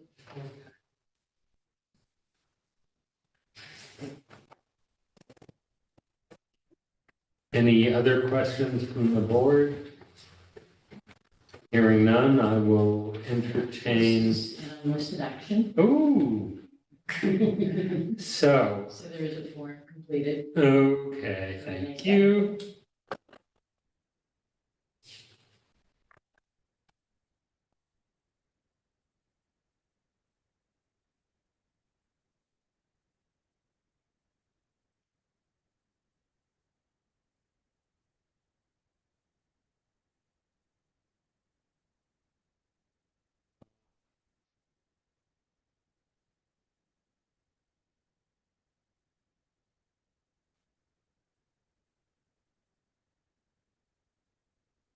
I don't see any questions that say moderate to large impacts. No. No. All right. Then Just a motion to accept the form as as submitted. There's a negative impact, negative declaration of environmental significance. All right, is everyone familiar with the terminology of a negative declaration? Okay. Then I will propose that we agree that this is a unlisted action and that a negative declaration of environmental significance is warranted. Do we have a second? Second. Thank you, Nettie. Any further discussion? Hearing none, I'll call the roll. Nettie? Aye. Andrea? Aye. Aye. Thank you. Aye. Everyone's a step ahead, I agree. So it's unanimous. There we go. All right, moving on to the project. Thank you. Hang on. This takes place in the State Environmental Quality Review Act, we get our own. It's not very serious. Pardon? Someone else to read them, split them? I'm good. I may be fresh back from Alabama, so it may be a little slower than normal, but I move that the commission find as fact that the proposed, whoa, is that a 50 or 50,000 kilowatt? 50 kilowatt, Okay. KKW for kilowatt. Yeah, there is a nice long line of zeros after. Thank you for clarifying. 50 kilowatt 125 panel rooftop solar installation at 103 Broadway, the Rondout Neighborhood Center in the Rondout West Strand Local State and Historic National District, if done according to the plans reviewed and the discussions and the procedures stipulated in section 405-26L of Kingston zoning code, is compatible with the historic character of the district for the following reasons. Pursuant to subsections 11 and 13A, the commission determines that the application and all supporting materials are complete for formal review and that the proposed work does require a certificate of appropriateness. The proposed work is to take place at the 2- and 3-story mid-century hard brick building at the northwestern corner of the intersection of Spring Street and Broadway, dating to 1971, serving as the Rondout Neighborhood Center. The applicant shall mount a 50 kilowatt, 125 panel solar system on the structure's flat roofs using Iron Ridge BX system for flat roof ballast mounting blocks with no penetrations, with a maximum height of 12 inches off the existing roof, and the system will be set back from the structure's existing parapet. That Ralph Pacifico, professional engineer, provided a structural assessment demonstrating that the roof is capable of carrying the proposed load. The HPLC recognizes that rooftop solar systems can be removed in the future with a fair degree of ease, and the roof can be restored to its original condition and appearance. The rooftop solar system's accessory electrical equipment shall be located in the structure's rear with minimal visibility, thereby conforming with section 405.1.1.5. The future changes or additions to work specifically described herein in our submitted application would be subject to further review by our commission prior to additional work start. The certificate of appropriateness is valid for 1 year from the state. The commission's approval does not obviate the need for a building permit from the Building Safety Division or any other required approvals from relevant coordinating agencies. Based on the preceding findings of fact, I move on this 3rd day of April 2025 that our commission grant a certificate of appropriateness to the applicant for the proposed work with all conditions as described above. Do I hear a second? Second, Robert. Thank you, Robert. Any further discussion? Hearing none, I'll call the roll. Nettie? Aye. Andrea? Aye. Robert? Aye. Eric? Aye. Kevin? Aye. I also vote yes, and thank you for your patience. It's done. All right, thank you. Thank you. All right, next up, 159 Broadway, Kingston Catholic School. Yes, Hi, hello, if you'd introduce yourself for the record and give us a quick overview. I will. I am Michael Molinelli. You can pass out the cards if you want. If they're not enough, let me know. Michael Molinelli, I'm an architect representing the Kingston Catholic. Project came to me is that the current windows in their gymnasium auditorium are not functioning. They are 1980s vintage replacement windows. They are double pane aluminum windows painted white. From the upper left-hand corner, you can see from a tinted postcard, the original sashes all had 6 panes. The replacement windows matched the Munchen pattern. And so our goal is to replace the 1980s vintage double pane windows with the 1925 vintage aluminum windows, double pane, matching the Muntons. And otherwise, the difference is we're going to put simulated divided lights on both sides of the exterior of the glass, as opposed to what they have now, which is just an infill divided light. I can go into a lot of detail, but I'll be happy to answer questions. Yeah, my first question is, I'm trying to orient myself with Broadway here. Sure.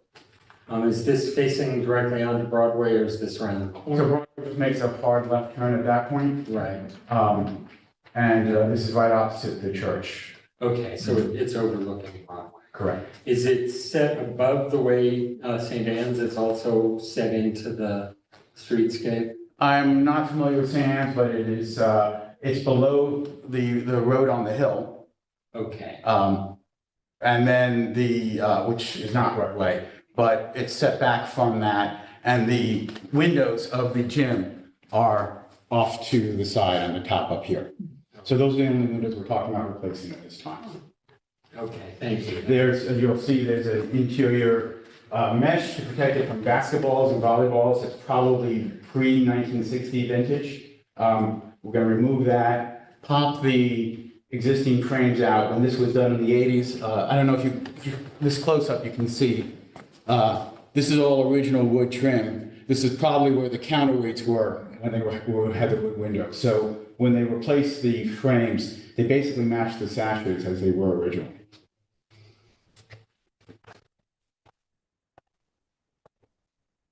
I can keep going on, but I'm sure. Any questions from board members? I just needed that orientation, so thank you. Okay. Now, it's both sides of the gym. Correct. So there's a total of 16 windows, each window having 3 sashes, 1 fixed on top, and then 2 double hungs below that. We're going to improve the technology of the 1980s with a little lift assist sort of hydro suspension thing, sort of. That's a better word for that, but that wasn't it. That makes it easy to lift, because one of the problems with the 80s windows, one of the reasons why they're not aligned, why they can't close them, is they're heavy to lift. And so this will help lift assist it and make it easier to operate and last a long time.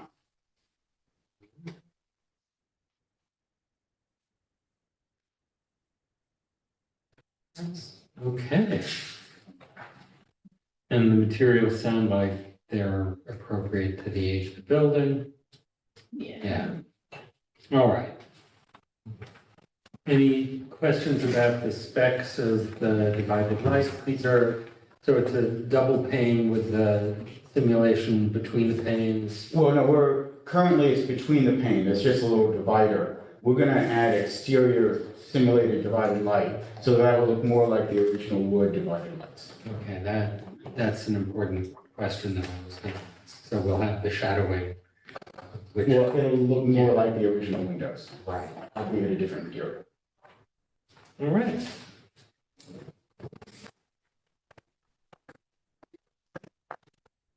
Thank you.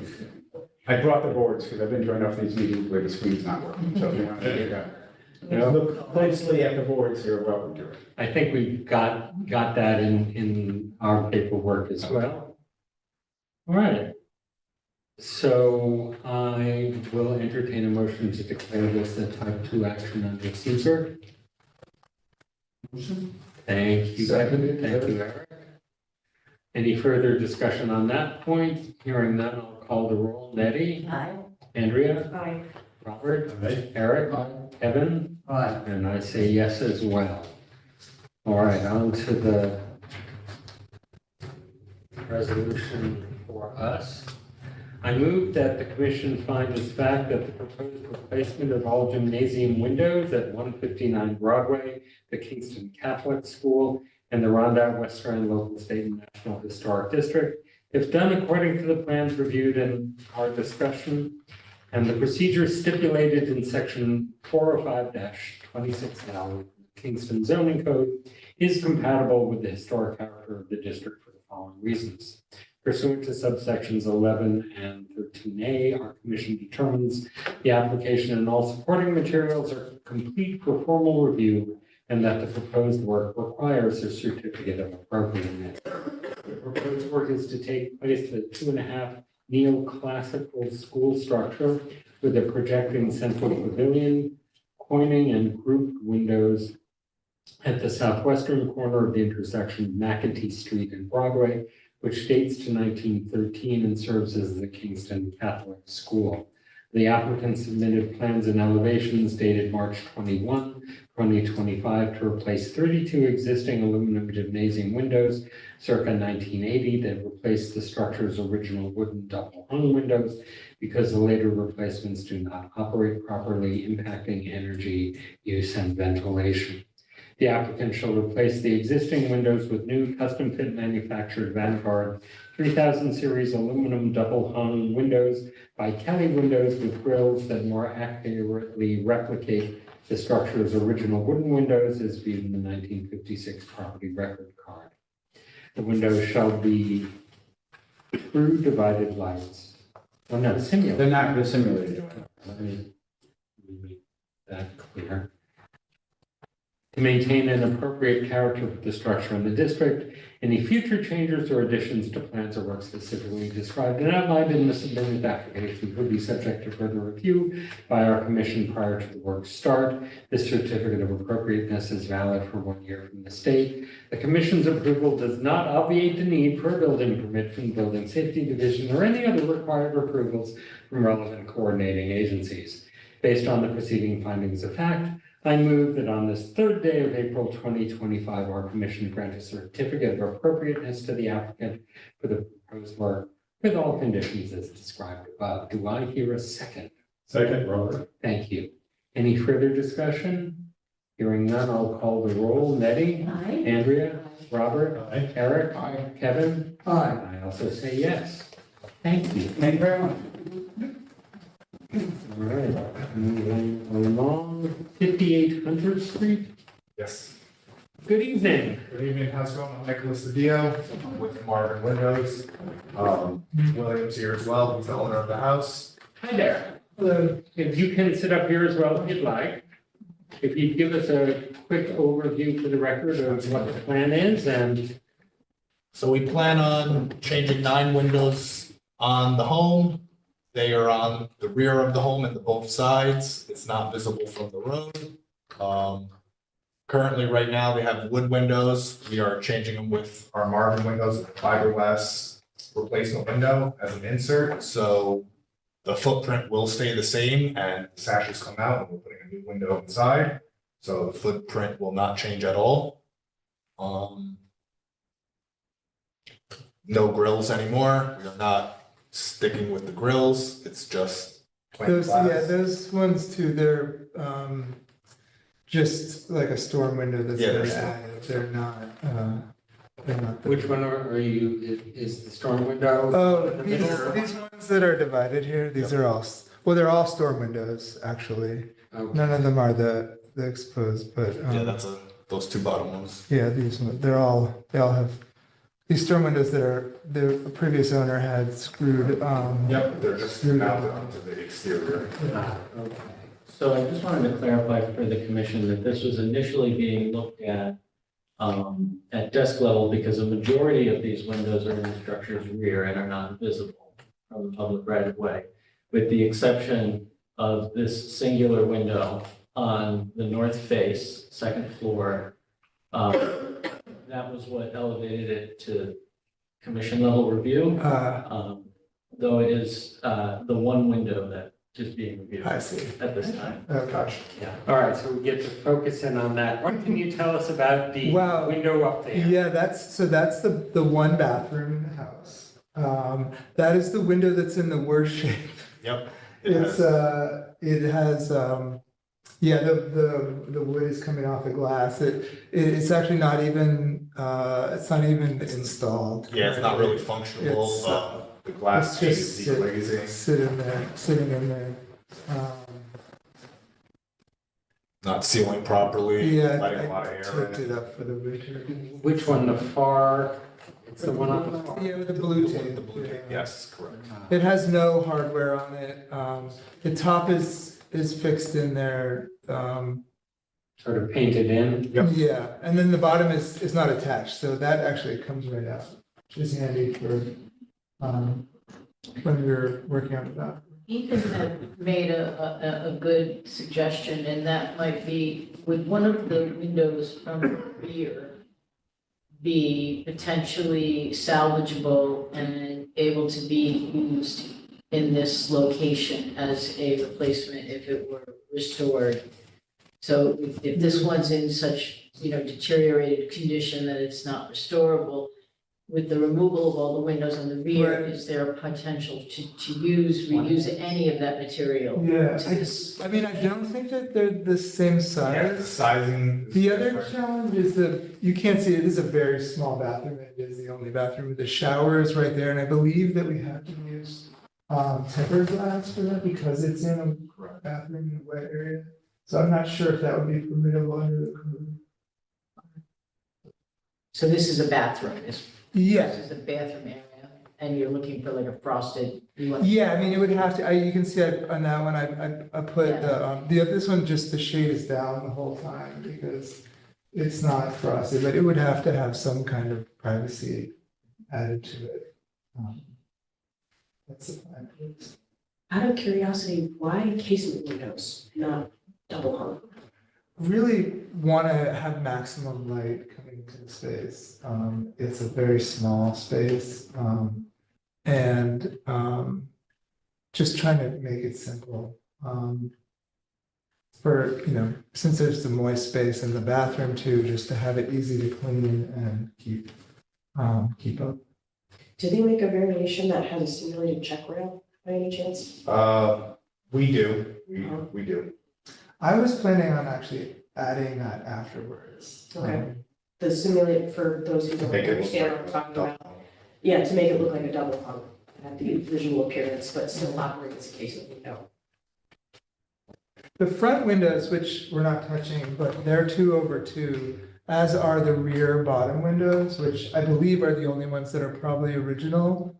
So if I was gonna do anything, I would like to, yeah, it's hard to see because they have these, The storm windows. these terrible You can storm kinda see windows. the line. Yeah, maybe.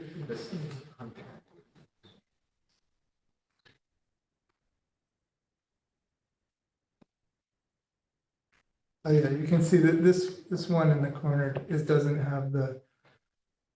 They also put these pieces that obscure the fact that they're actually arched, which is really terrible. I'm hoping to take those off too. I don't know, is that something that I need to have an additional review on to? When you're ready, Okay. yeah, that would be Yeah, great. because I didn't even know that they were arched until we took the shades off the inside and you could see the arch on the top, so. We're hoping to do some kind of just interior storm window for these so we can expose the original 2/2. But for this specific project, we are doing the rear and the sides. Okay. And, all right, and just to reiterate, it's the one window that's easily visible. Yep. Okay.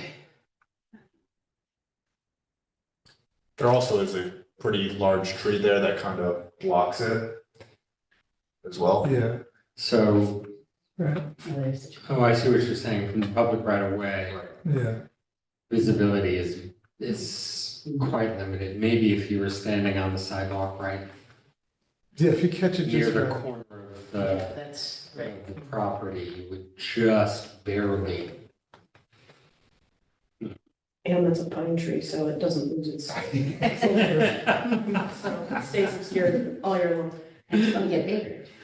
Yeah, makes a lot of little. So, question, you're doing both windows in the bathroom, or you want to? Yes. Yeah, okay. Yeah, and that one is Just wanted to actually get the just view. gonna be a fixed window, it's not gonna. If that was a picture window, correct.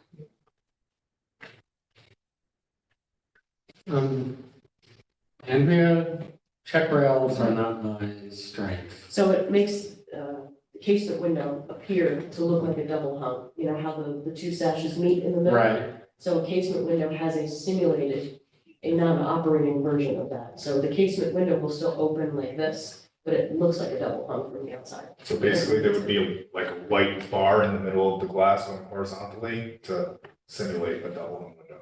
And that would make it more closely match what's around the back and on the other side. Although, obviously, as we've just discussed, we're not really looking at the ones that are on the back or on the opposite side, we can't see them. Right. So, but that sort of presents an interesting question aesthetically for the applicant, not so much for us. You know, would that look weird replacing all the windows with casements, but having one in that same room with a check rail? Right. That might look weird too. Yeah. So trying to be conscious of that as well. Right. As opposed to asking for it to more closely match what's on the front of the building. Right. Since those are what are visible. I don't know. It seems tucked away and relatively minor aesthetic choice, no matter how you look at it.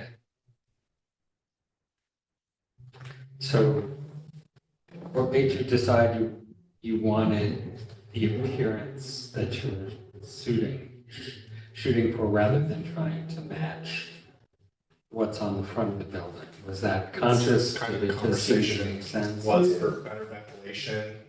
It was a bathroom, so it's pretty steamy in there. If they open it, they can get better air flow and visibility. And I'm trying to gauge how aesthetically important, That back window is. yeah, and The it's, pine tree mitigates it. And especially as you're driving down the street, I don't think you're really gonna Yeah, get something in the window. yeah.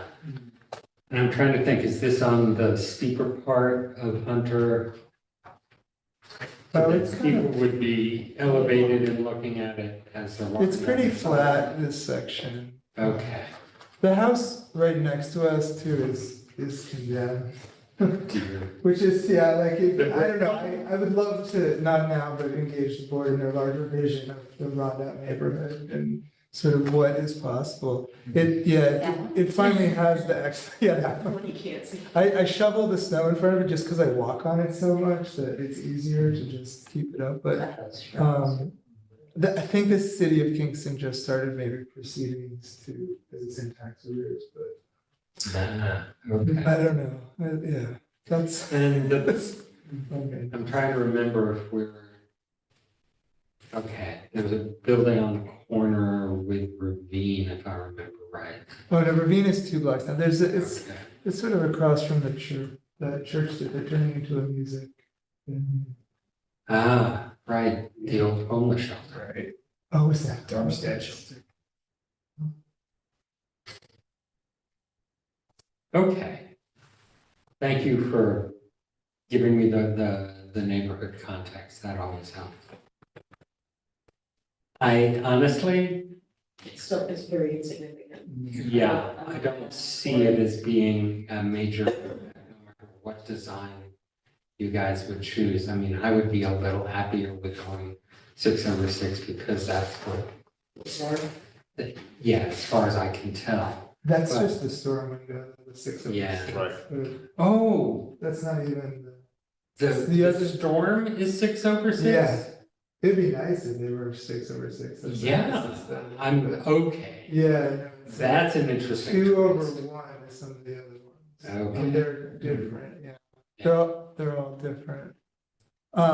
Yeah, so it's a mix and match building. Yeah, I'm hoping to do a 2/2, replace the front door at some point too, to match the other windows, but again, double. All right. Thanks. Is this must be a type 2, yeah. I will entertain a motion that we declare this a type 2 action under seeker. Thank you, Robert. Thank you. Any further discussion? Hearing none, I'll call the roll. Nettie? Aye. Andrea? Aye. Robert? Aye. Eric? Aye. Kevin? Aye. I also vote yes. For, Okay, this is going to be some adjusted. okay. Thank you. So as you're reading it, I move that the commission find as fact that the proposed single north-facing window replacement project at 58 Hunter Street in the Rondout Western Historic District is done according to the plans reviewed, the discussion and procedure stipulated in section 405-26L of Kingston zoning code is compatible with the historic character of the district for the following reasons. Pursuant to subsections 11 and 13A, the commission determines the application and all supporting materials are complete for formal review and that the proposed work requires a certificate of appropriateness. The proposed work is to take place at the 2-story vernacular dwelling with a street-facing gable roof and porch on the south side of Hunter Street, 6 parcels south of the intersection of Worth and Hunter Streets, which, quote, appears on the 1890, that should be correct, early map. Yes.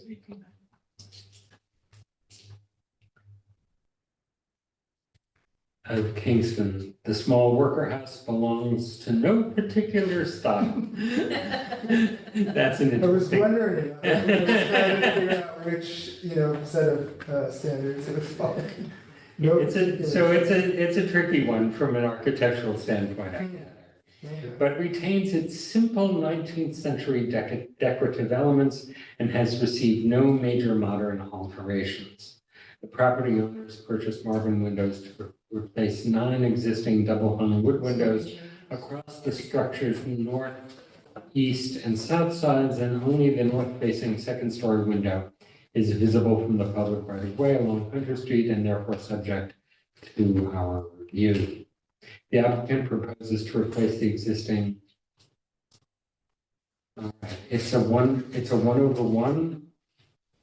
There would be no grills on the new one. Okay. So the present window, we're describing it in here as a 6/6 double hung wood. Oh, yeah, that one is, that is actually the only one in the house Okay. that is like that. Structure's second story north face with a new Marvin undivided casement window with ebony exterior colors and white interior with screen. The existing 6/6 design is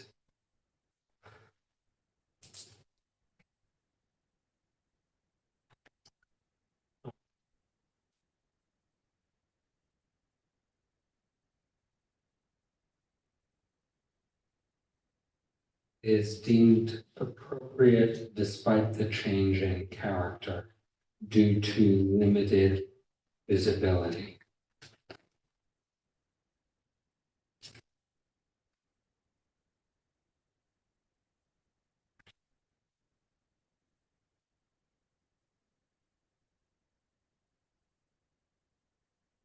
This certificate of appropriateness may be used by the owner in applying for the City of Kingston's 10-year graduated rehabilitation tax abatement program under Chapter 360, Article 5.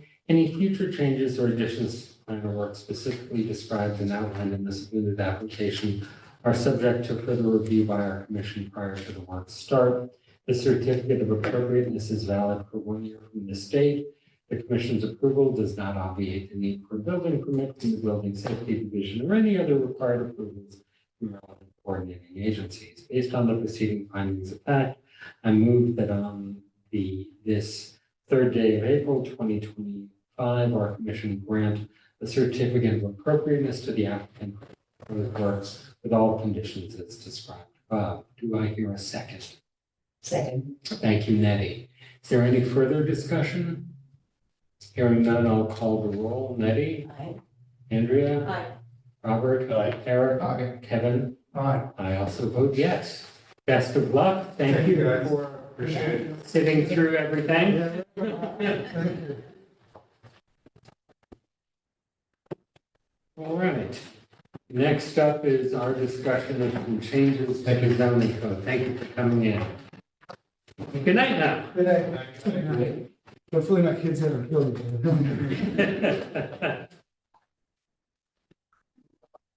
All right. We've got some proposed amendments to the zoning code. I thank you for summarizing them for us. Right, so there's multiple amendments. This is coming out of the zoning working group that was formed by the council when they adopted the form-based code to monitor and review suggested changes as the code got implemented, and we found, what was working, what's not working, what needs adjustments. This is an ongoing working group. This is the first of a series of changes that you'll probably see coming through. So just to go through them, it's being referred to not only the Landmarks Commission, but it's been referred also to the local planning board and the county planning board under the zoning amendment section as required amendments. And it comes here because they're citywide changes. So there are impacts to some historic districts. You'll recognize some of these because you've probably dealt with making recommendations on a few of these as well. So the first section is really the recreation fee. You don't see that as planning board sees that. It's a fee that is imposed on projects that are residential in nature and have more than 5 units. So the first 4 are exempt. So if you have 5 units or more, typically a rec fee is assessed.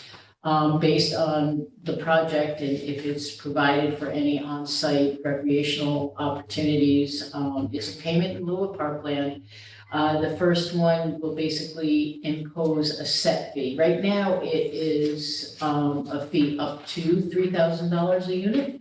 And that assessment becomes difficult, so it's going to be a set fee with no, there's no negotiation on that dollar amount.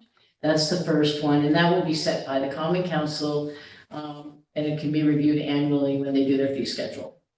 And that is also paid typically prior to being a building permit being issued. It's a assessed fee that goes into a fund that is solely used for capital improvements. It is not under state enabling legislation. It's not able to be used for administrative costs or programming costs. It's capital improvements. The second part of that is also that if a developer is providing for affordable housing under the code, where they are required to enter into a deed restricted covenant on their property, then those affordable units will be exempt from the fee. So those are the two. Is it a yearly fee? I'm sorry, a yearly fee or is it? It's one time fee. Yep. Yeah. It's a one-time fee. Yeah. So that's the first amendment. And the second one is basically just adjusting the affordable housing incentive section. And it just says pretty much that the affordable units created in compliance are excluded from the recreation fee calculations. That's the next one. All right. Then site plan reservation of parkland, that is just basically removing language that is there now. So those are the rec fee ones. It's just taking all of that language out of the code because we're just going with a regular fee and that's it. Next, you've got off-street parking standards. So hang on a second, these are not in correct order.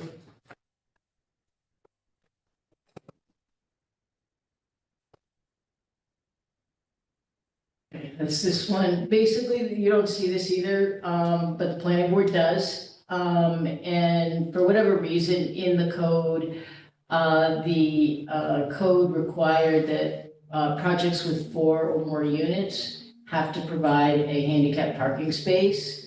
And if they don't provide it on site, it has to be provided on the street. The planning board does not have that authority for major site plans, nor do I, for minor site plans, have the ability to designate that. So that's being removed from the code.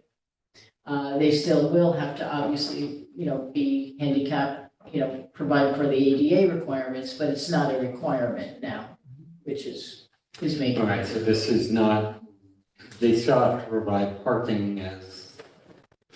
My first read of this was, hold on, they don't have to provide one parking space? Well, the new code doesn't require parking, off-street parking to be provided. It's evaluated by the planning board when the planning board sees it. So projects up to 3 family do not come before the planning board.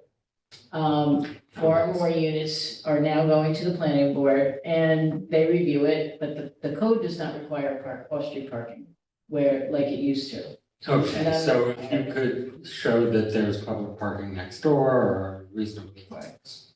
Yeah. I see. So, but this is really just to do away with the requirement for the handicap parking with 4 or more units. Okay, that's that one. The next one is the first floor height. That is here. Okay. What we found is that some developers are looking at the code and there are required first floor heights for new construction. And they're finding that it's difficult to deal with, not only from a construction cost, but also from a energy efficiency kind of point of view. They were rather high. And so what we are proposing here, this you want to take a look at, because with historic districts, can you flip the matrix there so they can see it? With historic districts, there are some different kinds of situations. So they're looking at contextual and also at corners to have a 14-foot minimum. So like in the T5 MS, right now it's 16, and we're proposing 16. But in historic districts, 16 at the corner is the minimum, and mid-block can be contextual. T5 flex is going from 16 to 14, so there's a 2-foot difference. T5 ends are staying the same. T4 MS going from 16 to 14, again with the consideration for the historic districts. T4 NOs and T4 Ns are going to 9 feet. They're currently at 16 and 12. And this is where we, at the planning board, have seen requests for waivers, because in a T4N, we had somebody building new construction in a neighborhood. It was residential, row house style construction, and they would have had to put 16-foot minimum first floors, and the adjacent properties, it would have looked extremely awkward. So 9-foot minimum is more in context with that, and it's a minimum, so. You can't go bigger, just not as many. Yeah, I think the original intent here was that with the new code, they're looking for more mixed use type of building uses to go into some of these neighborhoods. So they were thinking commercial businesses, but 9-foot, you can still have a 9-foot ceiling and have a commercial business without any issue. So that is that one. And then the definition for contextual is also going to be added to the code. I don't see that on that particular one, but there was a question about what does contextual first floor height mean? And so the definition is being added that it's measured as the smallest existing first floor height of buildings that are on adjacent lots within oriented on the same street within 100 feet. So you look at what's contextually, what's immediately adjacent to you, and then pick that up. So that is that one. Changes to the signage standards. There's a couple of things that are happening there. First of all, in the code, what we recognized was that, like other sections, typically at the beginning of the section, you would have a matrix or something like this. In the signage section, there is no matrix. And so you're forced to go to the front of the code and look at one section and say what's allowed in this transect. And then you've got to go to the back of the code and then search what's allowed there. Some cases it didn't line up evenly. So what we've decided to do is add the matrix to the front of the signage section. So if you go to the sign section, you can say, okay, I'm in a T4 and S. These are the signs that I can have in that section. What this also did was it showed us where signs were not allowed. So if you were in, say, a T3 or a T4N district, there were no signs allowed.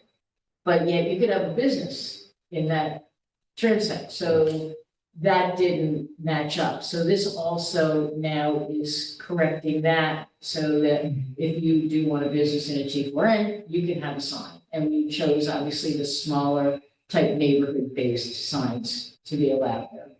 I did notice, talking about matrices, that there is an inconsistency in one or two of them that I noted. I don't know if you guys have seen them too, but it had to do with building frontage types and building types themselves and which ones were allowed in which spots. So if you go to the main section, Okay, it says one thing, but then if you see the full matrix, it says something else. okay. I think it was only like. So that's not in this group? No, I know, I'm just, I Okay. have a stream of consciousness Okay. because we're talking about No. matrices. Yeah, no, so those are good things to, yeah, I haven't noticed that, but I'll, when I go back to the office tomorrow, I'll, I was gonna say Yeah. that tonight. no, tomorrow. Okay. No, when I go back to the office tomorrow. Yeah. Okay, great, good. No, that's good. Yeah, I appreciate that. Mhm. So that's one thing. Another sign change that we've come across all the time is that in the code, it says for window signs, you can only have one window and it can only be 25%. So as you've seen, most of your storefronts in historic districts have windows on both sides. The doors have windows, so we're allowing window signage on more than one in two windows to be, kind of, what's the word, balanced. Yeah. And then 25% max. So that change is another window change. That's in this. 25% max total or between? Per window. window. Per window. Yeah. Yep.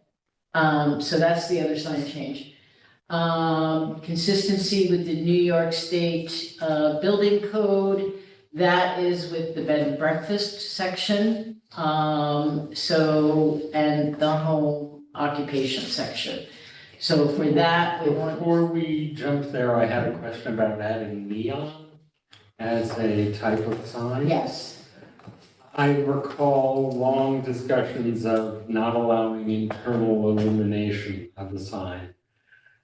And while I think ever since, because the historic designation for stockade, for example, gets us into the 60s, neon can easily make sense there. What about down in the Rondout?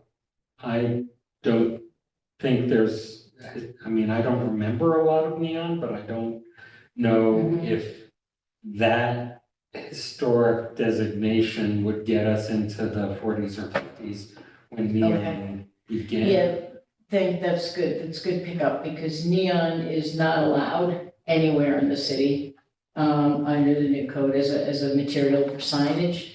And we have a lot of requests for neon. We have people who make neon. And we have one of the biggest companies in the city of Kingston that makes neon signage, so it's kind of, ironic. And so neon, I think it's a good medium. It's come a long way since it was originally, created. There's now Cool Touch. It's not, there's a lot of technology upgrades. So you're not inclined to allow neon in historic district or? Well, I think in the stockade, there's probably good argument for it. Well, I think historically in the stockade you had, the marquee right there that you were just talking about, 323 was originally. And I don't know if the new code still had the prohibition against internally lit signs. The way, I remember the battle over the Kingston. There's no internal illumination, no, it's externally lit. So do we need to, I don't know how neon is With the classified exception of as. electrons. Signs. Those are Yeah. internally lit. So does neon run afoul of that so that they need to look at? No, because neon is now an acceptable material, so it would be an allowed medium. All right. I just have a problem in some historic districts with kind of generally saying sure neon. I imagine we get design reviews still. Is that what happens in the historic district? If someone came in we're outlining the entire front of the building in neon? Well, that wouldn't be signage. If you're outlining the building out, we're talking just signage for neon. We're not talking, like outlining your building with Christmas lights. like- Unless it's like Christmas the- lights, whatever, but. That would be a hell of a Yeah. expensive I'm trying- installation. I know Buffalo has a historic district where they outlined all the cornice work in. No, that wouldn't two be, blocks. that would not, this is just signage. It's not for any other application on the building facade. So, Because accent lighting. yeah. Okay, Also the so signage. then my next question then becomes is, well, this is signage only, what direction do you, what are you guys taking into account before it gets referred to us? In Well, the if it stockade, I compli- would be, if a sign complies with the code, then it doesn't get referred here. It's simply an in-house review. If it's fully compliant 100% with the code, then it doesn't get a referral. Yeah, so like dimensional quality is probably first and foremost, and if the sign wants to exceed that, then it would get referred to us. okay, so it would lead to some, well, a sign is a temporary thing. That's, neon signs though are, I mean, it's an investment, yeah. yeah. So I'm wondering, in the stockade, sure, I'm trying to remember if any part of Fair Street, for example, the bakery near the corner of Greenhill is in the. They also gotta look at, I mean, signage, is, like in a residential area, is not, you wouldn't have it. So like most of Fair Street, is residential with a few exceptions here and there. Yeah, Lower Broadway and the Rondout was probably, and Beale Street are probably your most commercial areas. You've got maybe a couple, the Strand, maybe McEntee, maybe along Warts, But that's what we're talking about, allowing it or no? Because before this change, it was not, it was. Neon was not allowed at all. No, neon wasn't even allowed before, but we had internal illumination allowed, so it was kind of used under that. I remember looking that up and I was shocked that that neon was allowed in the stockade. In my mind, it's because they extended the era that the stockade represents all the way up to the 1960s. This happened, what, about 15 years ago? They amended? Yeah. 26, so about 10 years ago. They extended there's a magic phrase for this in historic preservation, the period of significance all the way up into the 60s. And neon existed starting in the 40s. So I have less of a problem uptown. I don't know about downtown. What is I think the period we're looking for in most of downtown is closer to the 1800s. Early 1900s perhaps, but prior to neon existing even. Are we worried? Are we not worried? I don't know. From an aesthetic standpoint, how do we feel about that? Well, do you want to, I mean, you can, I don't know, I don't personally have an issue with it. I don't know.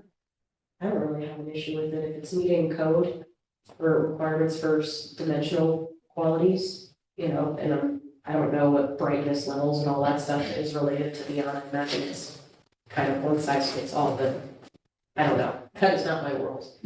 But I don't know. I don't generally have a problem with it. Okay. Case by case? I would look for some language for sensitivity in the Rondo on it, or something within the reviews that will be happening. That we don't wind up with 5 blinky lights. They can't, it's a medium, but you can't have flashing, those kinds of issues still are applied, okay, no flashing, no moving. The only moving type signs are like your barber pole things or that kind of thing that are typical, but other than that, you're not allowed flashing, moving, and even with the electronic reader boards, there's a time has to be set for them to swap out to the next sign, so they're regulated that way. We did that with the bank. Yeah. Right. Yeah. Right. All right. I guess I will sit back and watch what happens, but that was. Yeah, I mean, I guess I look at signs too as, they come and they go. Like solar panels. It's not a permanent feature in many cases for, All right. I just didn't want to let it go undiscussed, so thank you, and Right. I will relax. Under the sign section too, right now, another change is that with the hanging signs, they have to be, right now, they have to be stabilized, so if you've got an overhanging sign, it has to be stabilized so it doesn't swing. That's being removed. Yeah, that's been another question that comes up all the time. People want swinging signs. Yeah. Is it more stable in storms? Huh? Yeah, I'm trying to figure out which is that from a safety point of view.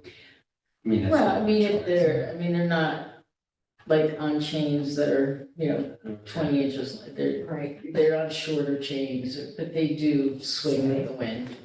All right. You're not gonna get punted into the next county by a swinging sign. Good news. And there's also some changes to the, I don't have the color version here, so, with the temporary signs, the temporary window coverings, this has been another issue where people want to just put, paper up in windows just to cover what's behind, and the only time that we're going to allow that is when there is new construction or renovations going on, and when they have an active building permit, because it's a public safety issue as well. So that's being added. Let's see, where are we? Oh, I wanted to talk about this.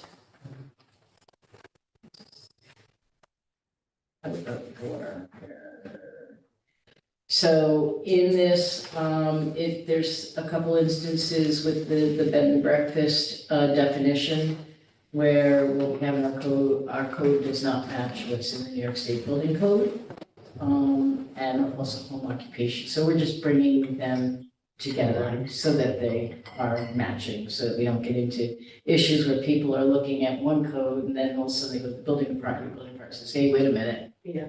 There's this whole other, so it's just matching. And then, the organizational one was the charts. That's that one, just adding these charts.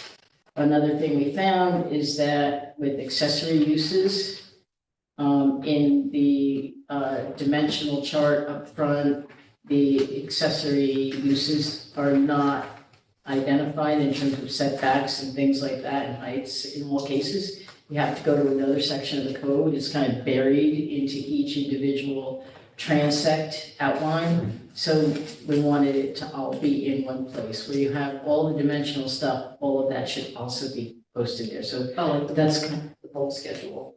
yeah. Yeah. Yeah, so you're not like, well, wait a minute, let me go check this other side, yeah, so it's all in one table, yeah, so that's that. All right. So those are kind of them in a nutshell. Do we need to vote on a recommendation back to common council on that, or? what? Yes, it's a recommendation, you're just, not.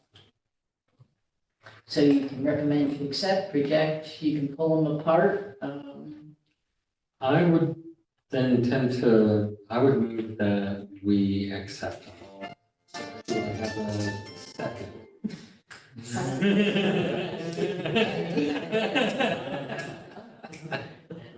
Next time it's feeling.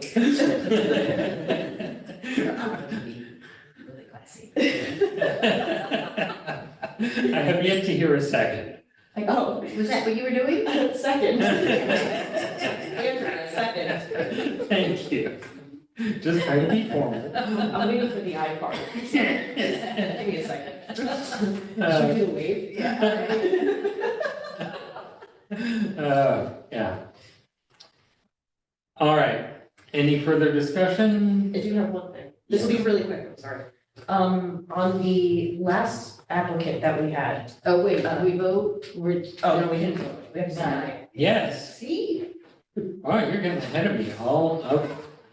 Hearing no further discussion, I will call the roll. Nettie? Aye. Andrea? Aye. Robert? Eric? Kevin? Aye. I too. Aye. All right. All right. Now. So, on the application for the last, 5800 Street, this is not in regards to what we just moved on, it had to do with the physical application itself. The windows section of that application, I think we need to distinguish between existing windows material and proposed window material. Don't think that was, so I think that was something the applicant may have been confused by, because they wrote on their application that the proposed windows were wood, not the existing. It was a little bit, yeah.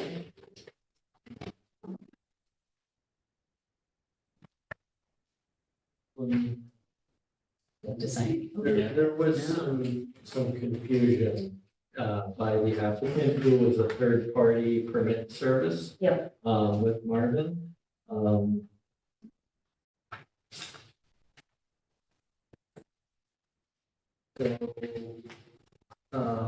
Where, I'm on page 8 of the application. Hold on. So he wrote, existing window material is wood, but I think we also need to, that's the other thing, style of existing windows, casement, each style of window, 9. So that should have been double hung here, but then proposed windows, instead of just saying just the number of windows we want to restore, replace, or whatever, we should write the material there too, so it's clearer. Okay. So existing window material, proposed window material. All right. Any further discussion on new business before the board? There's going to be two announcements really fast. One of them is that I just told while we're sitting here, the Council of Land Trust is signing off on the secondary easement holder on Native American burial ground in town of Ulster. Mike Piazza is the owner. So we're partnering with Mike and Rhonda Sally And is this something that Joe Diamond discovered, or is this something that's been more widely known? It's been kicked around the town of Ulster for longer than anybody can remember. They had where is it? Sawdust. Sawdust. Yeah. What plan? Yeah. We would go down 32 and 11. Am I getting this correct? Sort of towards the Universalist Church, right? Anyway, oh, so, okay, yeah.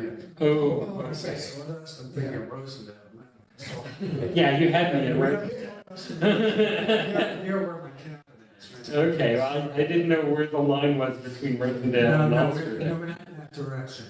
Okay, thank you. And the second one is we had the first meeting of the Community Preservation Fund Advisory Board. I was appointed to that, and Bert Samuelson from Ulster County is the chair, and I'm the secretary. Congratulations. That's moving along. We'll give you an update as it proceeds. Anything else from anyone? The new HLPC portal will be going live next week. So for the next meeting, you will be directed to the portal. Yay. Oh, boy. I've been waiting for this.